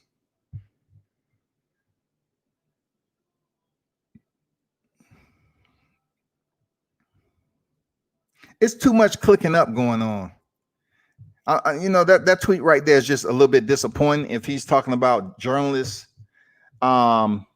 speaking on Rolando Romero, because that's your boy. It comes a point in time where you got to say, okay, let me keep my mouth shut and be quiet on this matter. But yet, you know, Teofimo Lopez is speaking subliminally because he's not really making a direct correlation to what he's talking about. Are you talking about Rolly losing and the journalists are up here talking on it? Because at the end of the day, you can say that about a lot of journalists. Just say, for instance, me. Just say if I had a professional record of 8-0, right?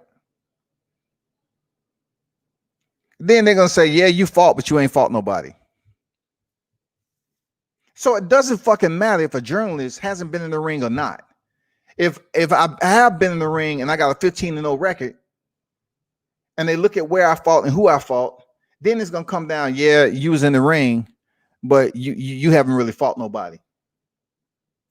It's always going to be a level change to criticize the person who is talking about a certain situation or talking point that you have to deal with, that you're linked up to. And right now, Lopez is, in a way, defending the criticism that is coming at his boy Rolly Romero. That's just what it is, man. That's what he's doing. Dion said, like Ocean 12 when they robbed Al Pacino Casino. Yeah, man. But see, they did it in, look, they did it in 12 rounds. They wasn't even trying to get in and get out. They went a full 12 rounds for the robbery and stood for the decision. Got the decision and did a post-fight interview. You know what I'm saying? They did a post-fight interview on the robbery. Rolly in a robbery. Rolly in a robbery. Rolly, you got one, shouty. Straight out the South, man. You got one, shouty. From the East to the West Coast, man. Give a shout out to Rolly Romero. He was in the robbery last night and he survived. He was able to walk away with a full bag, that WBA interim bag, and another nice paycheck coming along for whoever steps in the ring with him, to be honest. And we're talking about Rolly Romero, the lightweight contender that stepped in the ring last night against Jackson Marinez, a Dominican Republic, a fighter from the Dominican Republic, who put on a master performance against Rolly Romero, the TMT protege, so to speak.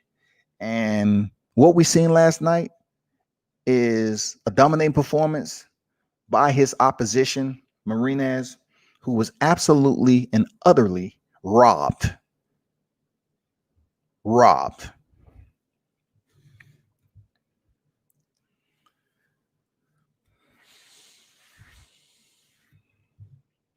Somebody's gonna have to tell him.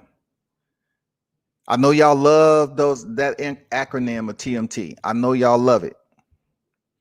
But you have to look inside of say who's the champions, who is the superstars? What's going on over there, man? Like what we looking at? Come on, give me some content. I need some content to deal with. I want to talk about a fighter. Like when journalists start to talk about a fighter performance in the ring, people start acting like you getting personal with a fighter.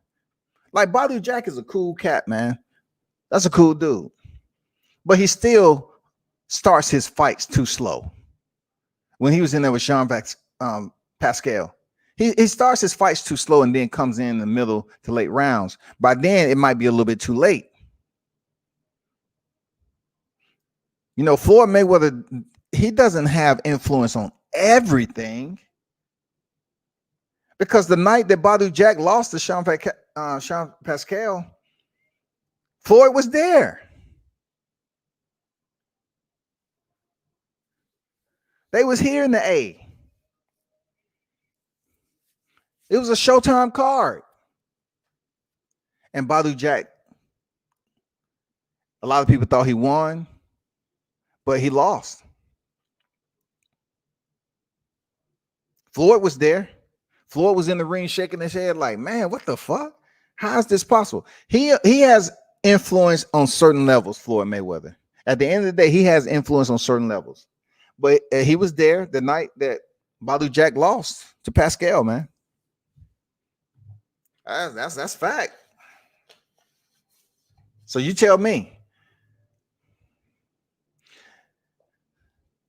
Pinkerton, he said he had it 9-3. Marinez, hey, that's very close to the truth. Very close. I would give Romero 3. Yeah, absolutely. I give Rolly 3 rounds. It wasn't a wash. I give him 3 rounds. That's close. Dion said, have you talked about Cecilia Brockers getting upset?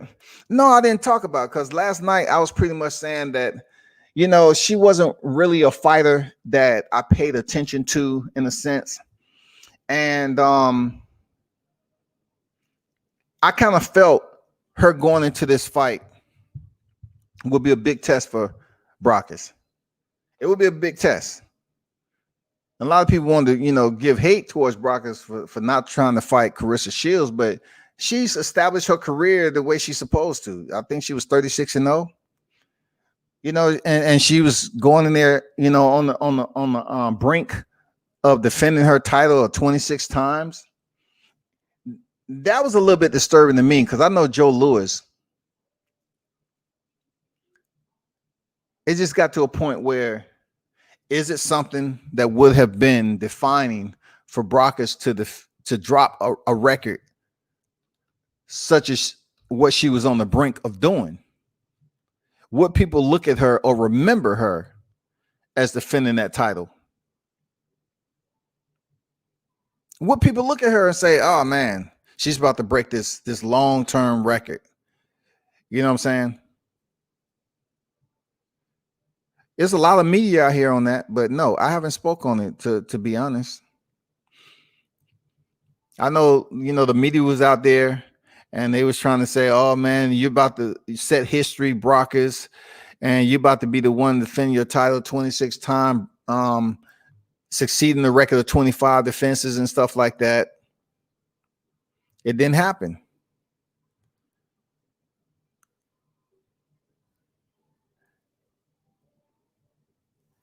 And the defeat, in my opinion, wasn't a shocker. You know what I'm saying? It wasn't a shocker. I'm just being honest. It just wasn't a shocker, y'all.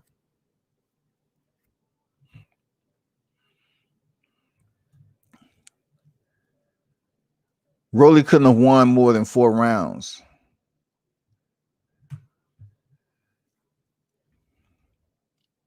I'm really not going to break down on how many rounds Rolly should have won or could have won, but I can tell you this. I can tell you he didn't win that fight.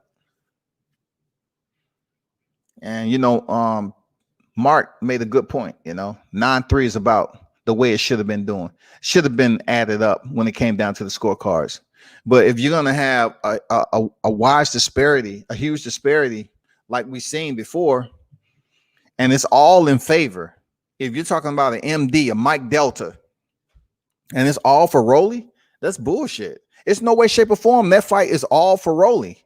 There's no way in hell you're telling me that shit is all for Rolly. It's a disgrace, man.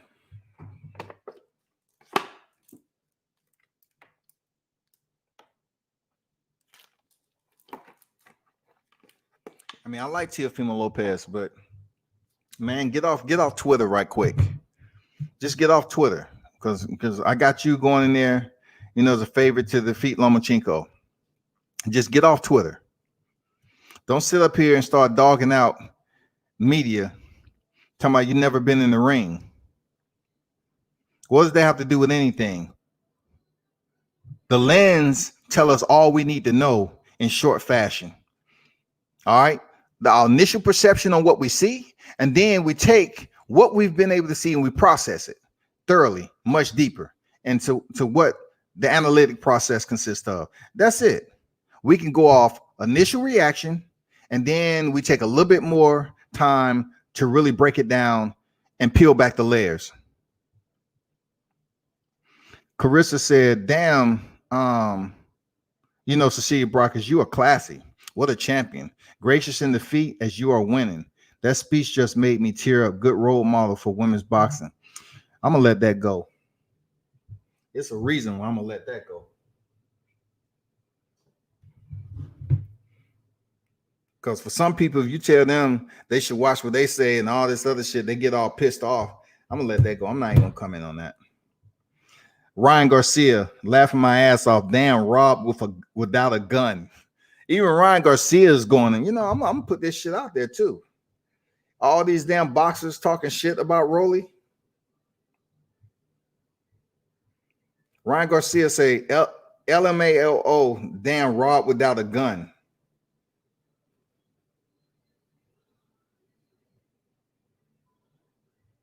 And look, liked by Julian and J. Rock Williams. I'm telling you, people, this is why I came on here today, because this shit's ugly. It's ugly. It's ugly. I'm telling you.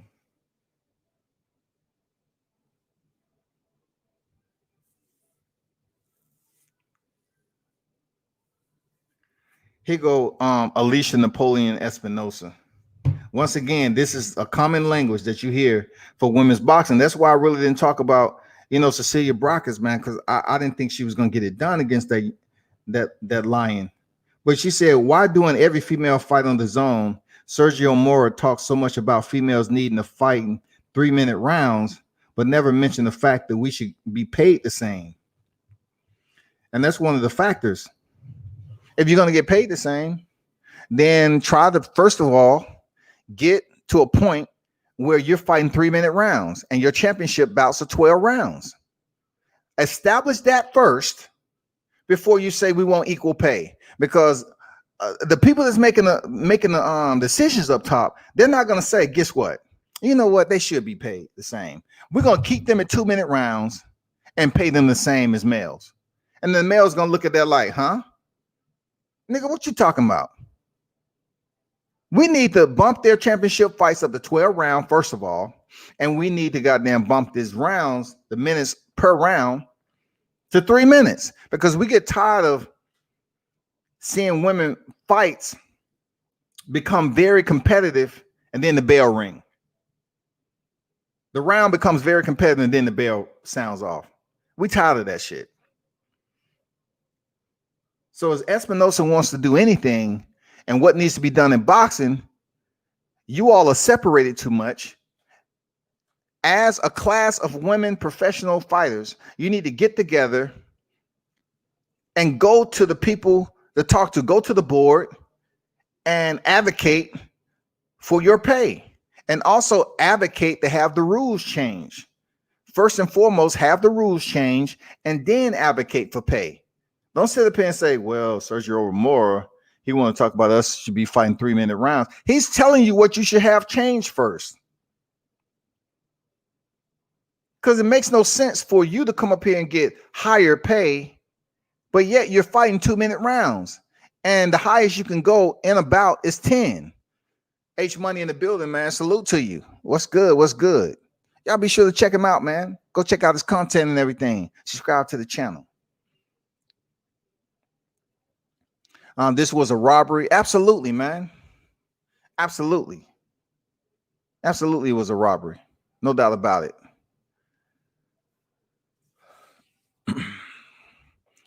At least different set of eyes and people understand that, you know, this has nothing to do with linking up to Floyd Mayweather. This has nothing to do with, you know, linking up the Rolly on social media and being friends with him. This has something to do with what actually transpired inside the four corner quadrant, the squared circle, Rolly Romero. The score shouldn't have been no higher than 9-3. He shouldn't have earned no more than 3 rounds in that fight. He got outboxed. He looked bad. He took extensive amount of punishment. And there's no way he can have that same look on his face. Every time he feel the glove touch the impact of his face, he just sit there expressionless with a poker face without trying to move his freaking head. And you're trying to tell me it's not enough people to critique this guy over there to say, bro, it's almost like seeing Leo Santa Cruz get ready to throw his right hand. It's almost like seeing him twitch his, you know, when he flicks that glove. I want him to do that with Tank Davis. Go ahead. Go ahead and put that right hand up there, Leo Santa Cruz, and flick that right hand like you're about to throw it. Every time Rolly was wanting to throw that overhand right, he literally turns his shoulder, man. Like, what is going on? Like, you need a chiropractor? What the fuck are you doing showing your opponent and allowing him to understand your mannerisms to be able to better counter your shots once you get ready to throw it? So when Rolly threw that right hand, Marinez make sure he counted it if he could, or he slipped it. Easy.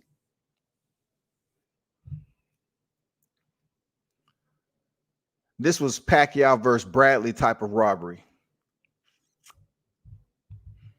Yeah, I can sort of kind of, yeah. I don't put it when it comes to the robbery, yeah, robbery underline, yeah, you can put it around the same gumbo, you know what I'm saying? There's a robbery. But as far as the prestige of the fight, definitely Bradley and Pacquiao had more prestige to it. You know, a lot of people are not going to cry about this particular fight with Romero and Marinez because of the names and where they at in the sport of boxing. They're not really elite fighters yet. So on social media is going to blow up today, and it's going to be talked about probably all next week of how boxing tends to let us down with people not being held accountable.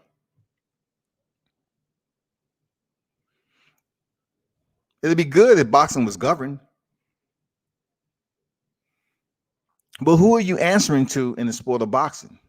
That becomes the bigger question. Like this scenario has played out plenty of times in boxing.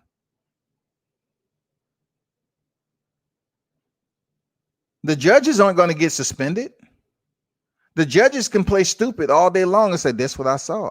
I saw it." And then the other judges that graded for Romero, you have 3 judges that all went the same way. So you're gonna suspend all 3 judges? No.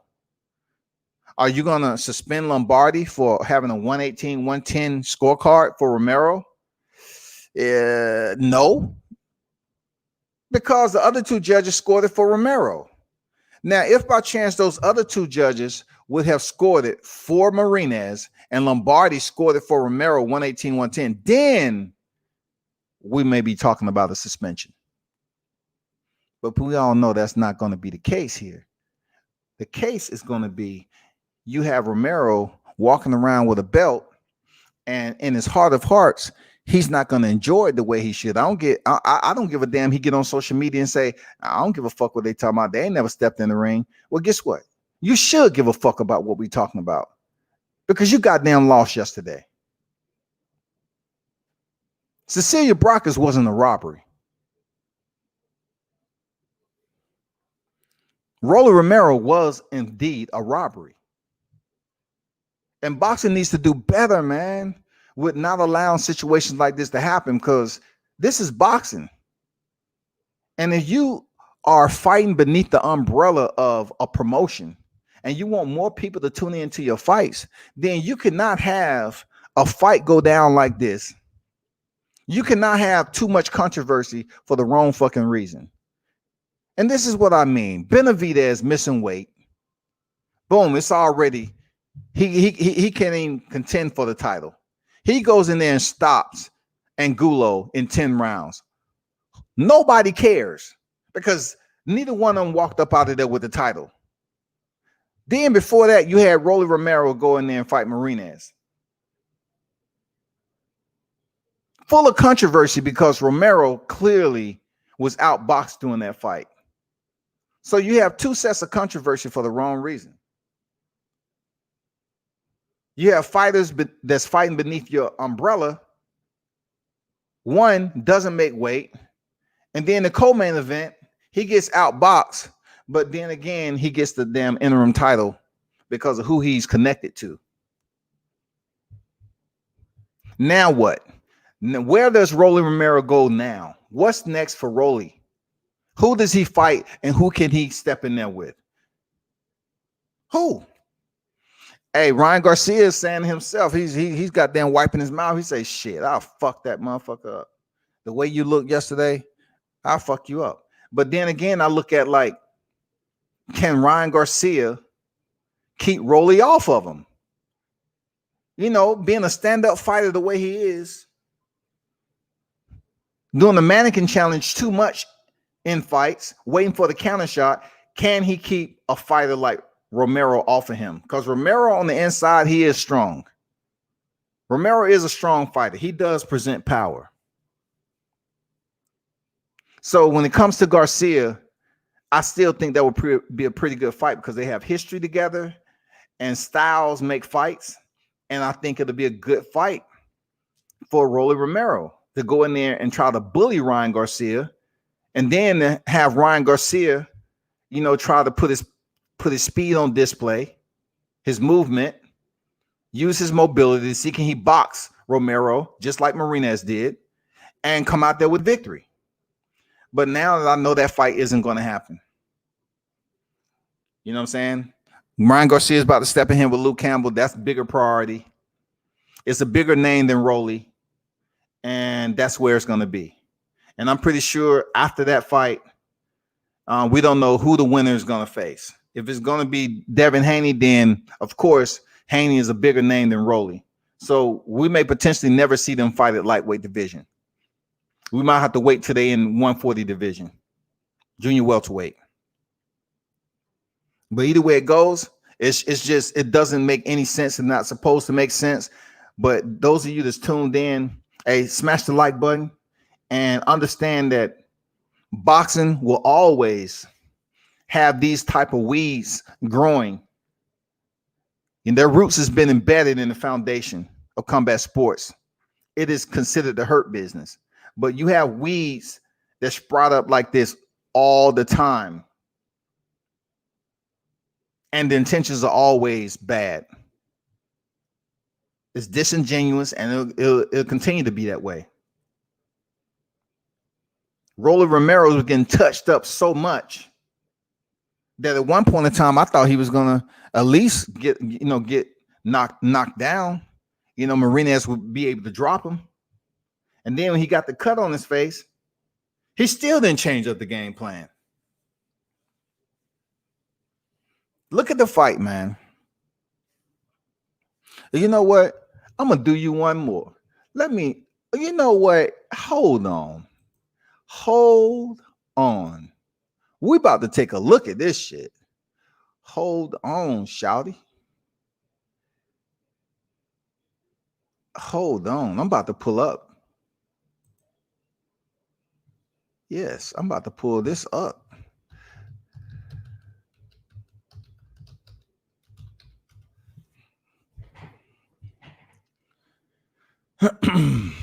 Let me see. Let me check this out. Where we at? Where we at? Where we at? Some people out here talking about it. Let me see. I can't get it because it ain't out there. Let me see. Full fight recap. Let me see. Rolando Romero versus Jackson. Full fight recap. Nope, that's not it. Okay.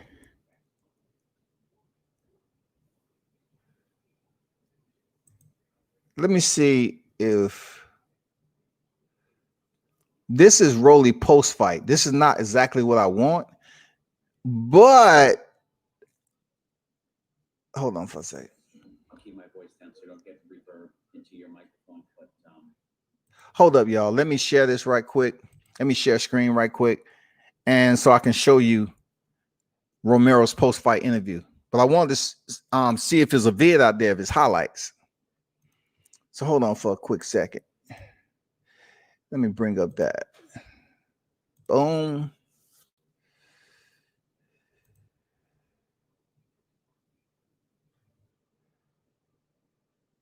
So here we go. Tell us about this performance tonight. First time you've gone 12 rounds. I know you had just told Brian Custer on Showtime that you thought Marinas came out a little stronger than you had expected. Tell us about the fight tonight. Well, I mean, he didn't do anything. He didn't do anything. He just stood there and like he posed and all that stuff. And I mean, he threw more jabs at me. That's about it. I landed all the harder shots and better shots. Way better. I was the aggressor, you know. I mean, what did you just say, Rolly? No, hold up. What did Rolly just say? He just threw jabs. Is this dude? Did he have between the ring and the post conference? Did somebody serve this man some Patron? Did somebody serve this man a Long Island?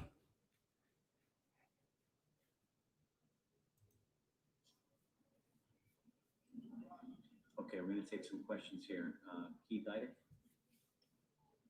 Actually, excuse me, Corey, you're going to have to give me the opportunity to unmute.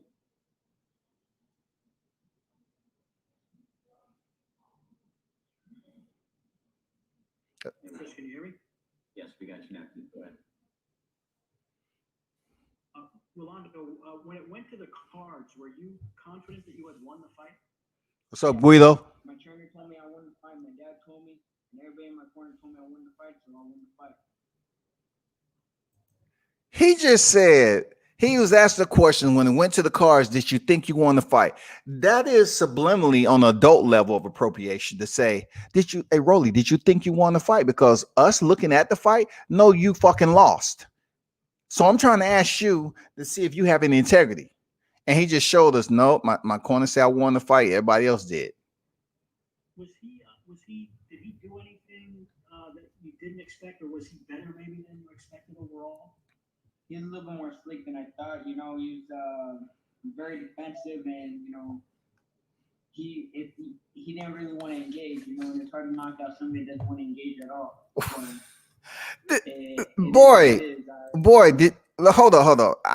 Look, I apologize for keep stopping this. Rolly is under the tutelage of someone is all about hit and not get hit.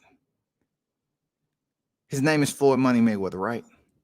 So Rolly just responded and said, it's hard to knock out someone who doesn't want to engage. Y'all correct me if I'm wrong. Isn't that called boxing? Do a motherfucker split the ropes and say, you know what? I'm going in this ring tonight to get knocked the fuck out. I thought I won the fight regardless of everything. I'm the world champion. Nigga. Did you feel that you were at any point in the fight? I heard multiple times either a body shot. I heard him with a few right hands, a few hooks. You know, I mean, there's one moment that like he's like over there and pushed my head down. I heard him with a little right hand.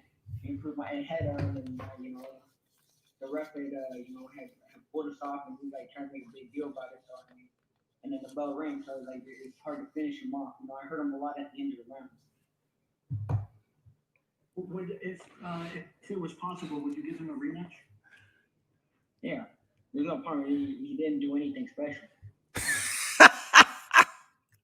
Listen, This is what I'm talking about, Rolly.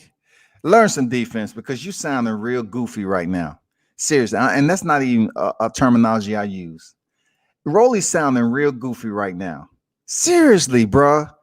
It's hit or not get hit. It's boxing. You're on the tutelage of the Money Mayweather TBE, and you're saying all he did, he didn't do nothing special. He boxed the shit out you, homie. What are you talking about? It's hard to knock somebody out. I think that ranks number top 2 of the dumbest shit I ever heard a boxer say. It's hard to knock somebody out because they won't stay still and engage. What? Thank you, Rolando. Okay, thanks, Keith. Take a question from Stephen Correño. Stephen, go ahead. Hey, what's up, brother? Congratulations on the win, man. Anything, this is obviously the first fight in your career where I think only the second time you've gone the distance, but the first time that, someone, it seems like, 77% of the fans watched said that, that they thought Mourinho's won. You heard Brian Custer say that the punch stats kind of favored him. Is there anything you get from his style that you realize, like, okay, maybe I need to improve on so that people don't think that? I want to leave no doubt next time. All he did was land jabs. That's all he landed. You can't win the fight just by simply landing jabs. He land no power punches. I land all the harder, the better shots, and I hurt him. He couldn't do anything to me. Were you surprised that that he actually absorbed the shots? Because most of your opponents don't absorb the shots very well. Were you surprised that you actually took them and kind of kept going? Yeah, I was a little surprised. But I mean, like I said, we just kept attacking, and I landed the harder and better shots. Lastly, how quickly would you like to get back in the ring? And I know you called out all the champions. Do you believe that this performance will get these guys to want to get at you because maybe they, whatever they saw, they think they can maybe take advantage of? I hope they do. They're still not going to fight me. Regardless of everything, they're still not going to fight me. I hope they get in the ring with me. Okay, thank you. Once my eyes move back up in the fight, I'll be back in the ring.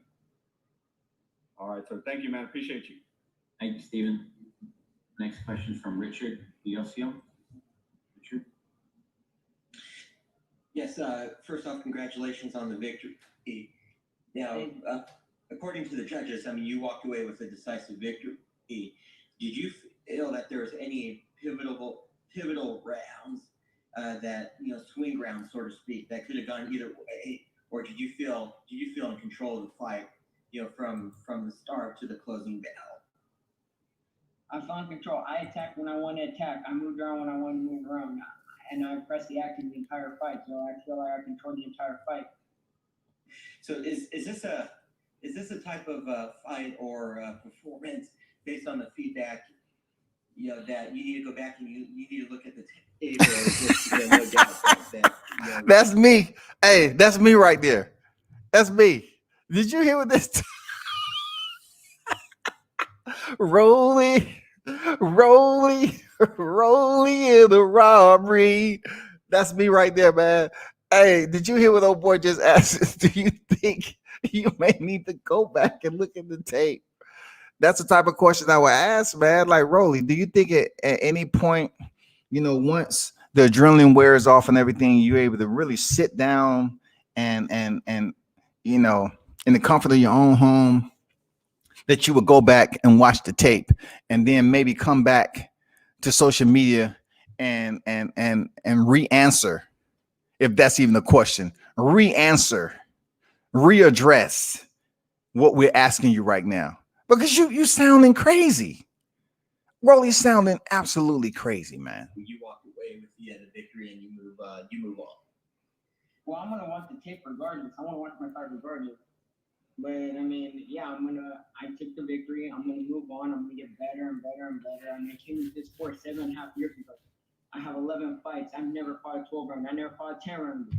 And I fought 1 8 round the last 2 rounds. So I'm just gonna move forward from this, get better and better. This is my first real camp to fight for 12 rounds. this is my first real camp, actually stepping up, and I'm happy. Regardless of everything, I won my belt. I'm happy. Yeah, congratulations again. Thank you. Yes, congratulations, Rolly. We'll just take one more question. We have Abraham Gonzalez. Abraham, go ahead. Hey, Rolly, congratulations, man. Thank you. Thank you. Hey, going into the fight, obviously, you looked at some game, some footage and some game plan on it. Was there a difference in what you might have or your team might have saw prior to the fight, and then when you went into the fight, and did you have to make some sort of adjustment? I just had a. I said I just had to keep pressing forward. I had to keep pressing forward because I didn't feel as explosive as normal. I didn't feel as explosive. Here we go. That makes sense. It's like I felt stuck. I felt stuck with Robbery. I know you did. Like I said, I kept pressing forward. I kept attacking. And like I said, I attacked a lot more. I landed a way better shot. Oh my God, bro. Stop Stop it, man. Stop it. Stop it. Now, do you think you not feeling as explosive was due to maybe Taking not getting punches? as much preparation for the fight as you may have normally in the past? I'm not sure exactly. Like I said, it's just some fights you just feel a little bit more off. That's all. But like I said, I'm gonna just take this. I'm gonna move forward. I'm gonna keep getting better and better and better. I'm gonna get more belts. I'm gonna get the top of my division regardless. Now, with We all have bad performances. I don't think I did a bad performance. You guys all say I did a bad performance. I don't think I did a bad performance. I think I won. I think I won the fight, no problem. Okay, I'm gonna stop it right there. I'm gonna stop it right there because oh shit.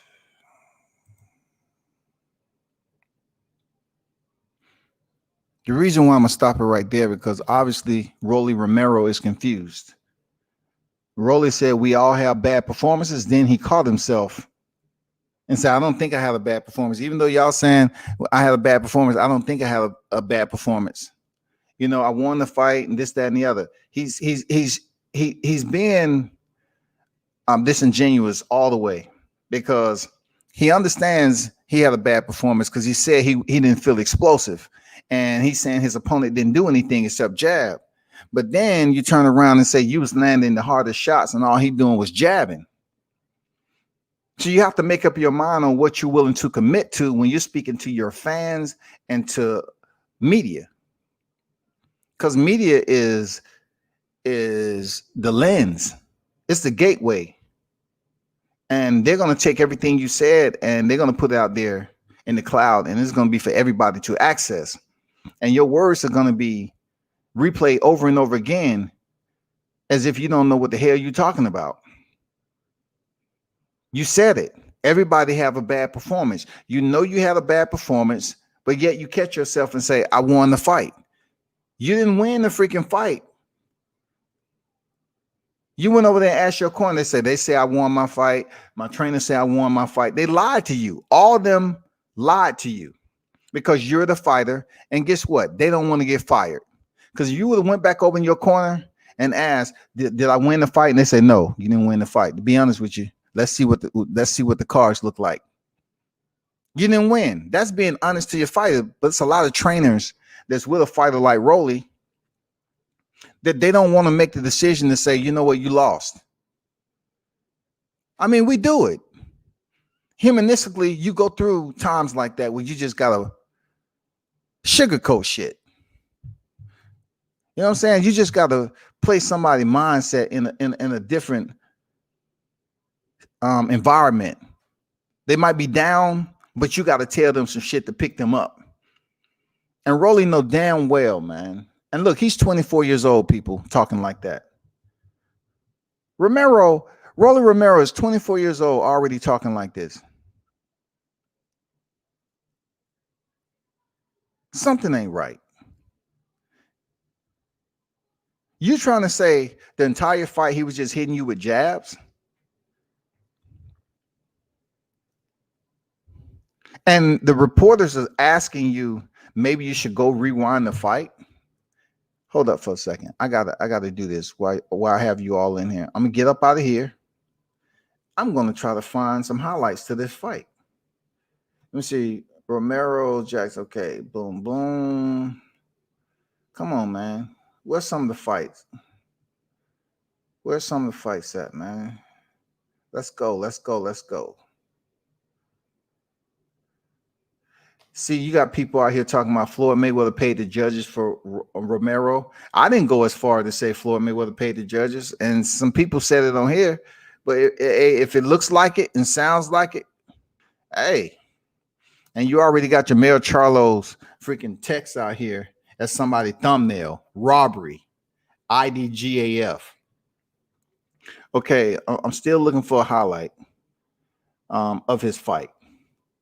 I know it's out here because everybody's talking about this shit. Everybody's talking about it, but I'm just looking for the highlights right now. If a majority of the people that's out here talking about this fight, and they're saying that you lost the fight, Rolando Romero wins gifted decision. For you, I just lost respect for Romero, for real. I lost respect for what he's came out here and did. I have respect for Joshua Grid Jr. I have respect for him because Joshua was knocked down in the first and sixth round. And even then I had respect for him, but I knew what type of person he was anyway. He said, I don't have no excuses. It was embarrassing. I have no excuses. It was embarrassing. I got to go get work. So now that I'm out here in Texas, I'm in here putting in work.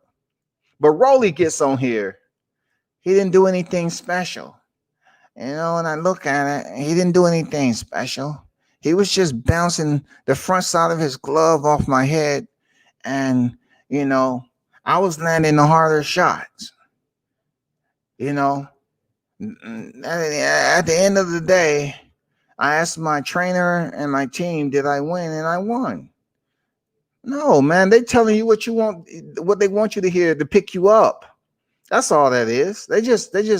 It's no way that I can get the fight out here. I don't see anybody that has clips of the fight, so I can just show you the highlights. Let me do one more search because I want you all to see this shit, man. And it's hard to find.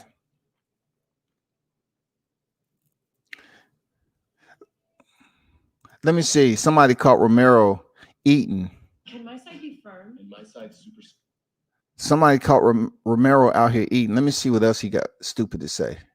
Let me see if this is a All right, hold up. This is another vid. So y'all hold tight. Let me share screen right quick.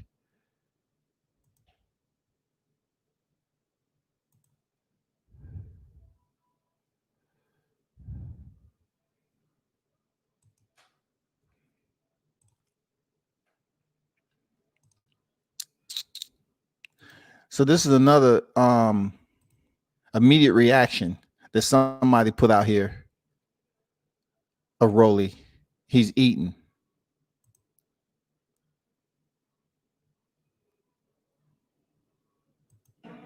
In that fight, if it happens again, you beat him, there's gonna be no doubts. Yeah, I'll beat him again. Okay. There's nothing he can do to beat me. There's literally nothing he can do to beat me. Rolly, stop it. Another win under my record. Yeah. Let me ask you this, Rolly. Because there's been a lot of times you called out a lot of top fighters. When let's say, for example, this performance, let's say people are gonna say, "Oh, Rolly didn't look good." Do you think the big names are not gonna want to fight you after this? No. You still think they're not? I'm still real. Okay. I'm still real. But just because I didn't come out looking explosive this fight like I'm used to be, like, give me I'll come back better. Like, shit. Floyd came back better with fucking Castillo and my done. Teofimo came back better when he fought Coleman. Y'all all counted out Teofimo, no? Everybody counted out Teofimo. I thought he wanted to fight regardless. Everybody counted him out. He didn't even come in and surprise everybody with a fucking second round knockout against the fucking former champ. Well, wait, and the current champ at the time. Yeah. So you know what? I'll fight him again. Yeah. I'll fight whoever. That doesn't change anything. Yeah. That doesn't change anything. Broly, as a brother to another brother, we're almost the same age.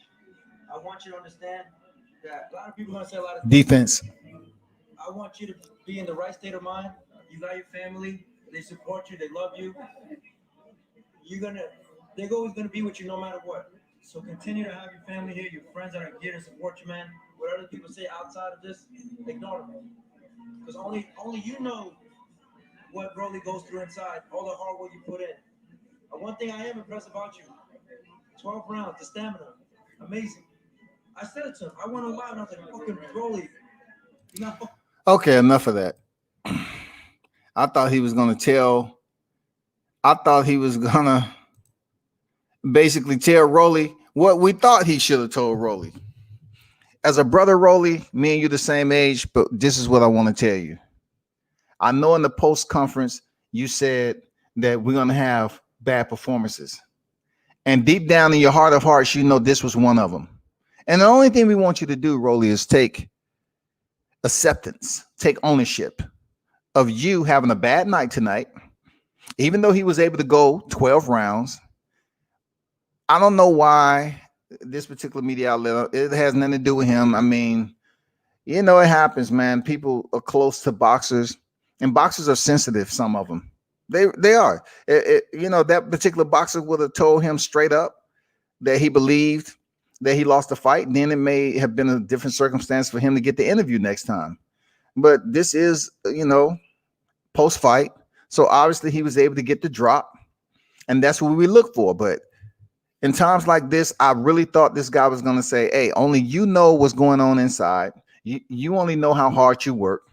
And in a sport that you are competing for a living, you're going to have moments like this. And in these moments, you have to rise above them. You can't let it define who you are. You have to rise above these moments. And tonight, you 100% got beat. You was defeated tonight. And you just need to accept that the way it was. And people are going to look at you like, Rolly, why are you out here acting as if you won the fight and he didn't do anything to you?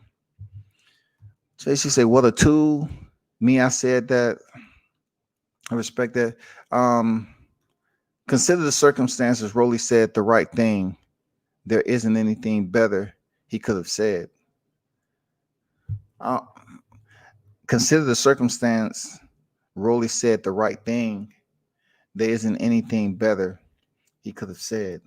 Well, you know, the only thing I can say from what I've heard him say, from what I've heard him reiterate, is very off topic as to what should have came out of his mouth.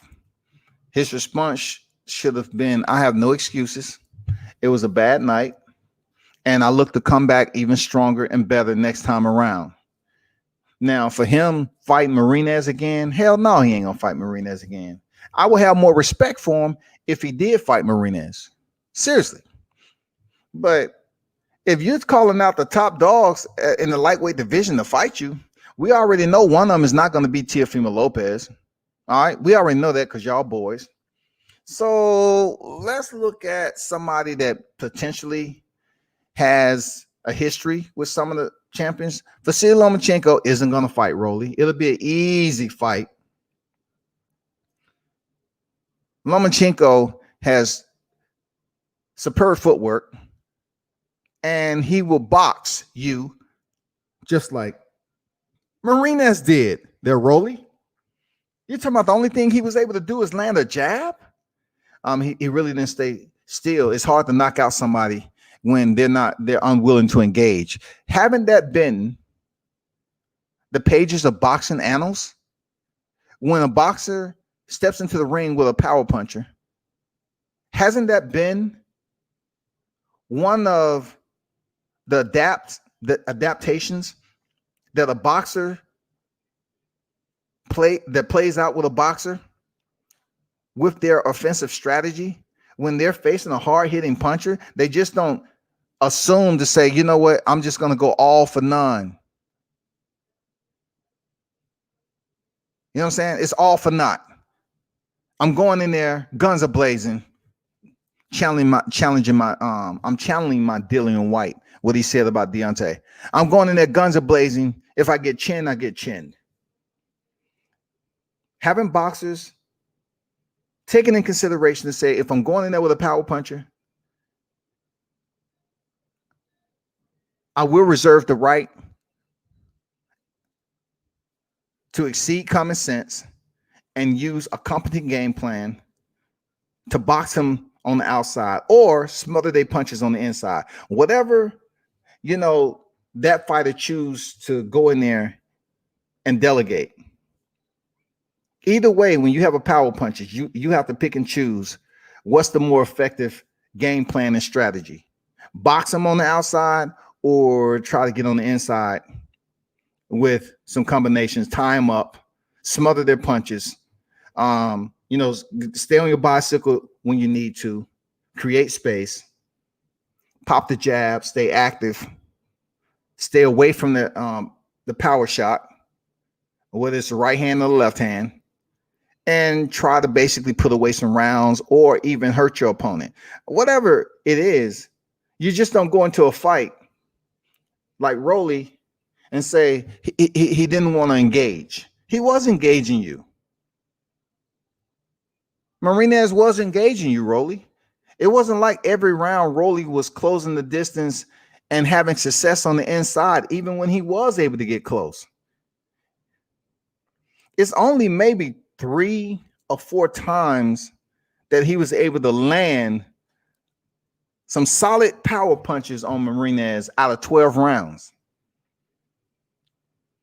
But this guy's going to say, you know what? I want to commend you, Rolly. I want to commend you, Rolly. I want to commend you for your cardio. Cardio ain't the question.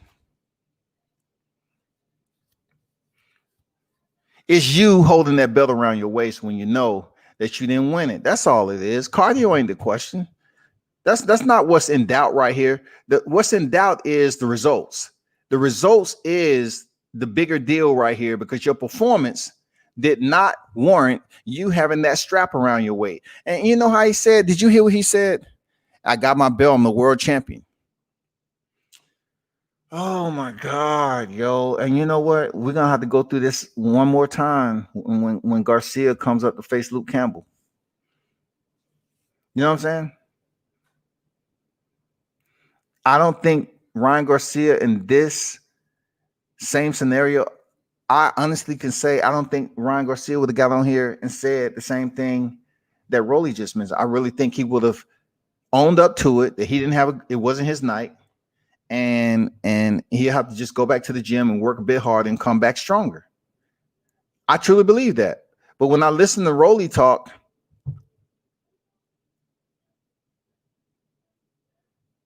he's only 24 years old, man.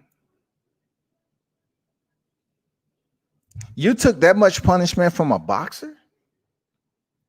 Imagine what you're going to take from a fighter who can box on the inside with your ass and slip punches, pivot out, spin, whatever you want to call it. Imagine when you get a fighter who can dig to the body and set you up for the uppercut there, Rolly. Imagine when you run into the fighter who can check left hook you and make you pay for it. And you want to call out all the big names. Really, there's no big names you're calling out. You're not going to get Haney. You're not going to get Lomachenko. And you're not going to fight your boy Lopez because Lopez is moving up. So it's going to be somebody else that's in that division that you're going to fight. And if you go in there and you're able to improve upon this performance and knock out a higher name opponent, then people forget about this bout. Seriously, people are going to forget about it. Right now, you're trending, homie.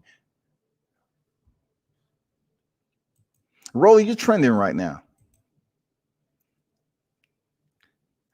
When have you seen a fighter that says that he believes he won that look like Romero? Romero has that look on his face like he had an extensive amount of Botox and he can't smile.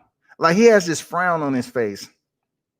Like, you're not convincing us that you understand that you clearly won the fight. You're just convincing us that you made it out the fight without being stopped. And you're clueless.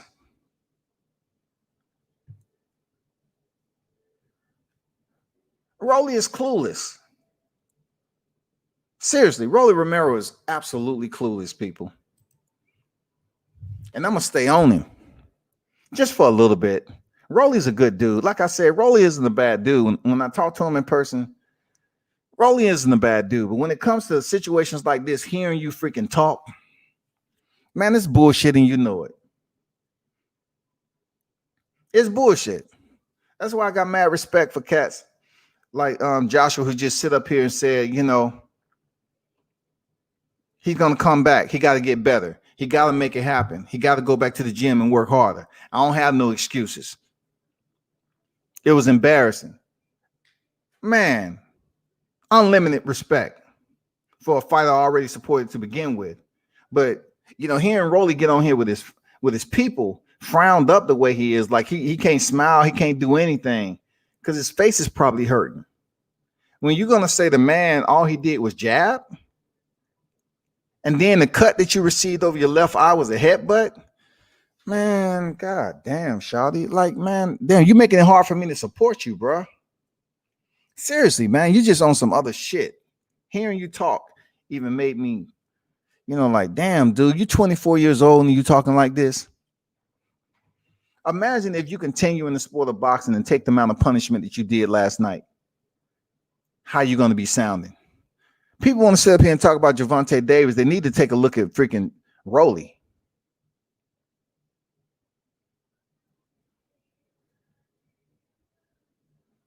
They need to take a look at this dude because he's not being honest with himself.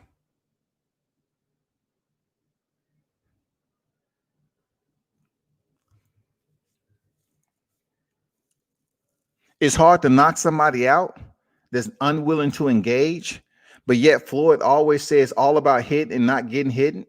So you're gonna talk about certain things that Floyd has told you, but then again, you're not gonna factor in that you're talking about a person who he said, well, people said that about the Maidana fight and the Castillo fight. So you're going to use the Floyd Mayweather, the two fights that was kind of controversial for certain people, right? That's the point of reference you're going to use instead of saying, you know what, Floyd was all about hitting and not getting hit. So therefore, I got to kind of, the next time I get to the gym and start, you know, putting in that trench work again, I need to work on my defense. I need to button up some areas so I can come back and look better. And then the next sentence he want to say, well, I just felt like I was stuck. Like I wasn't as explosive as I'm usually am. So now you're admitting again that you wasn't the way you felt you should be. And then the reporters are asking you deceptive leading questions for you to latch on to the direction they're trying to send you. They're trying to hope that you tell the truth. So they say, well, don't you think when it comes down to it that you have a little bit of time to look at the tape, that you'll come back with a different opinion into how you're assessing your performance? That's basically what they're getting at. They're saying, hey, we're telling you, along with Brian Custard, that you didn't win the fight and you need to do better. That's what we at. And if you don't get it, well, you need to stay off social media because they're going to be on your ass this week.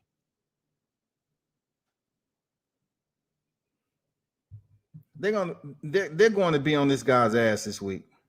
Whether he likes it or not, they're going to be on his ass, man.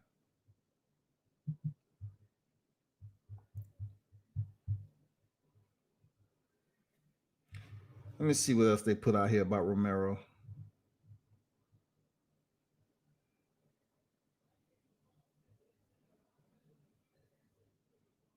You know, I told you about Errol Spence. Say too many boxers call themselves world champ. We have tightened up on these titles. You know, that's Errol Spence saying that about Rolly. Seriously. Seriously, man. That is absolutely true, man. Let me see what else out here. Who else out here got their foot on Rolly's neck?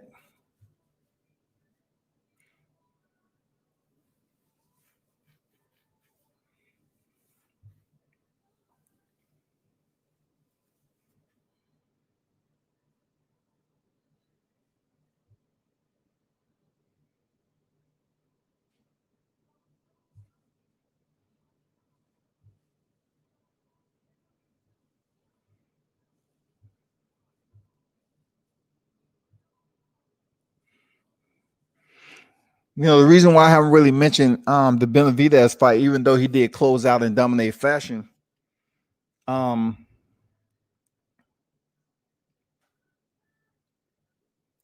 it's just the lack of professionalism, him coming in overweight. We all know he can box. We know we all know he got hand speed. That's not even a question. We know all that about Benavidez. But you lost your title on the scales from being overweight. Why? Why are you losing your title on the scales, man?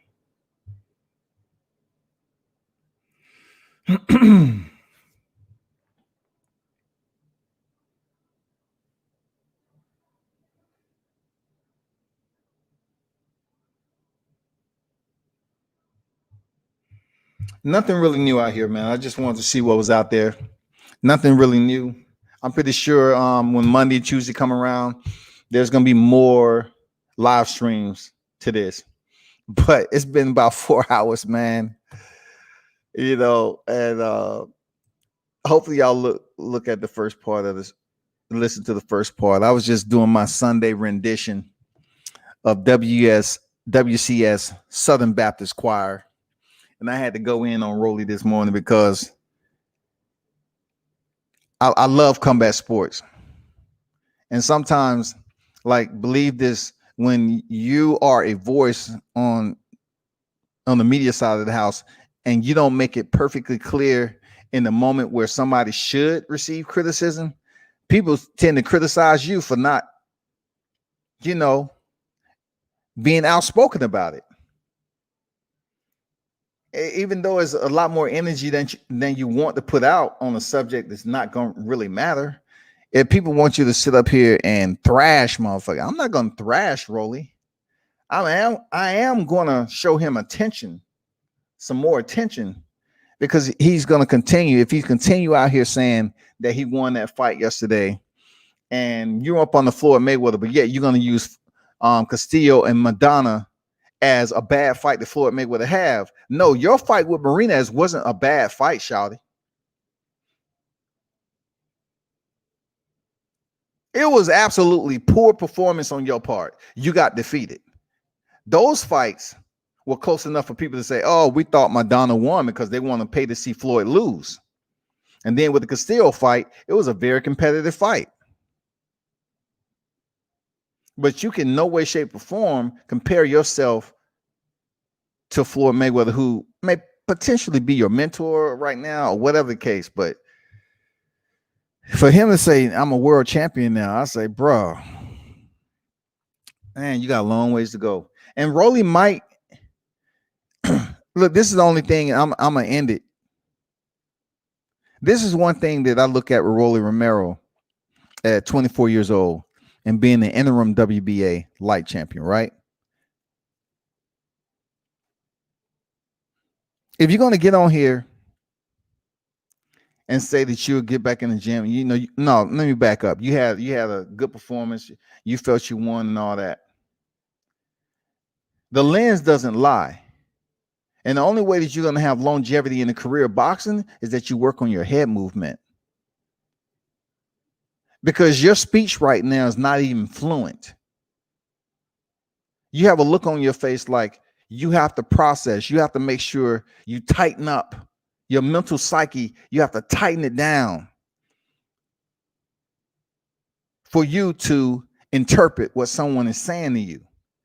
And that's only going to get worse if you're incapable of working on your defense. Your mentor, Floyd Mayweather, was known to be very elusive and one of the most masterful defensive practitioner boxing has ever seen. You, Rolly, you decide to go out here and attempt to emulate some of the mannerisms and boxing habits that Floyd Mayweather did so masterfully during his career. But also you should have did your research on those who were before you that attempted to do the same thing and they wasn't successful. And you weren't successful. When you tried to do the shoulder roll in there, you weren't successful. When you was up against the ropes taking punishment, you weren't successful. Why don't you just work on what works for Rolly, stick to your own style, move your damn head because you're 24, and the way it looks on the way you try to walk through punishment, you're trying to act like you can just take any freaking punch. Why don't you go ask Israel Vasquez on the wars that he had and him coming back too soon off an injury and what it ended up ultimately happening to him once he was out of the sport. He ended up losing the eye. Why don't you ask a lot of fighters who took that type of punishment and they're having problems, domestic violent problems. They're having problems speaking and everything else. You're 24 years old, homie. And the way you sound right now, if you continue to take the amount of punishment that you've been taking, then you're going to have serious problems by the time you're 30. And 30 is still considered pretty young in life. But in boxing years, you could be 40. It depends on how many times you fight a year. If you fight 3 times a year and you in tough fights and you ain't getting your opponent up out of there early and you in some wars, ask Timothy Bradley how he felt when he came off that fight with Provodnikov. Ask him. It's well documented. Bradley say his speech was slurred for 2 weeks plus after that fight, that tough fight with Provodnikov. And we know Bradley was a dog. Provodnikov was a savage. He wouldn't be denied. But it's a price to pay when you sitting up here taking punishment like this. You get on camera and say some goofy stuff that doesn't make sense. You're in denial. You need to sit here and look at the tape again around people that's not gonna freaking check the box for your ass and damn be yes men. Look at the damn video by yourself. Make sure you're on a full stomach. You're comfortable. Make sure it's midday. You know, grab some wine so you won't be whooping nobody ass up in there. So grab, you know, a bottle of wine so you can relax a little bit. And when you really start to look at the fight, and then, you know, all the social media posters out here calling you, it's like, hey, what the fuck is Rolly Romero talking about? You know, you won't get up and start breaking shit in the house. Yeah, just grab a bottle. Get relaxed and watch your entire fight. Once you watch it, just get on Twitter and say, hey, you know what? It might have been a bit impulsive for me after the fight to speak with my fans. It's some things I said that, looking back on it, it wasn't true.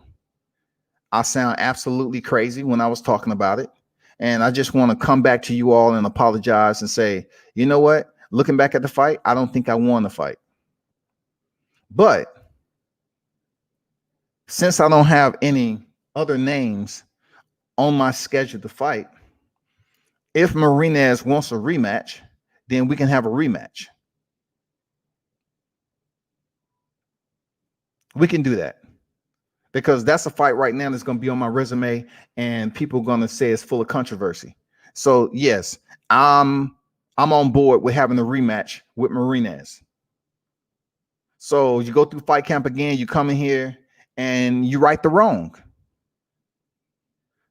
But when I look at skill level, Marinez is skill levels above Rolly Romero when it comes to the sport of boxing, the sweet signs. The sweet signs is not being Rocky Marciano and goddamn getting your nose split in half and taking punishment and saying that, okay, I would take 3 punches just to deliver my Susie Q.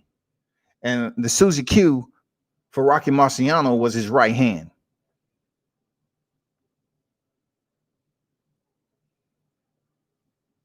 You're not going to have one of those careers where you're just going to sit back and take that amount of punishment and think neurologically you're not going to end up with the early signs of pugilistica at an age when you want to start, you want to be communicating with your loved ones. It happens all the time.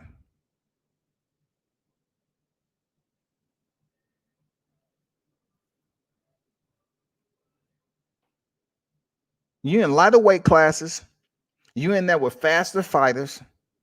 It's a beast. And somebody need to drop that word to Rolly Romero for real. That's all I'm saying. So that's about it. That's all I got, people. I appreciate all y'all stopping through today. Oh,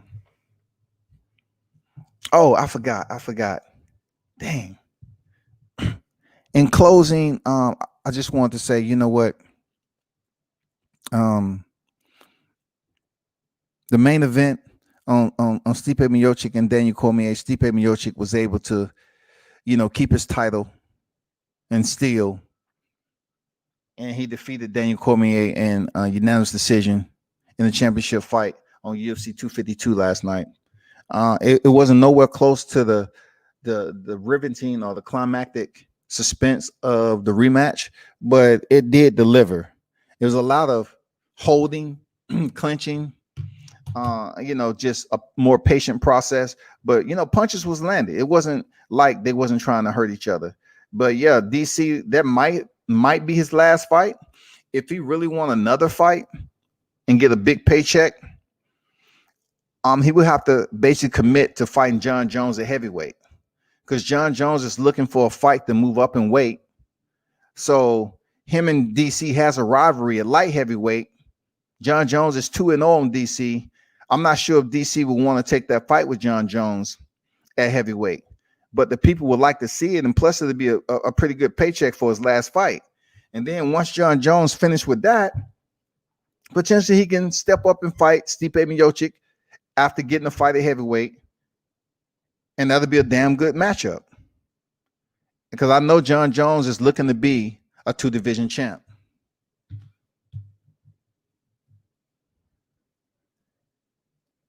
So there it is.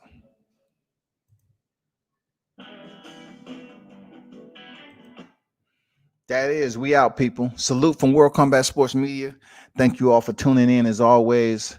Those of you that dropped in, hit the like button. I totally appreciate it. Until next time, man, turn up and tune in to World Combat Sports.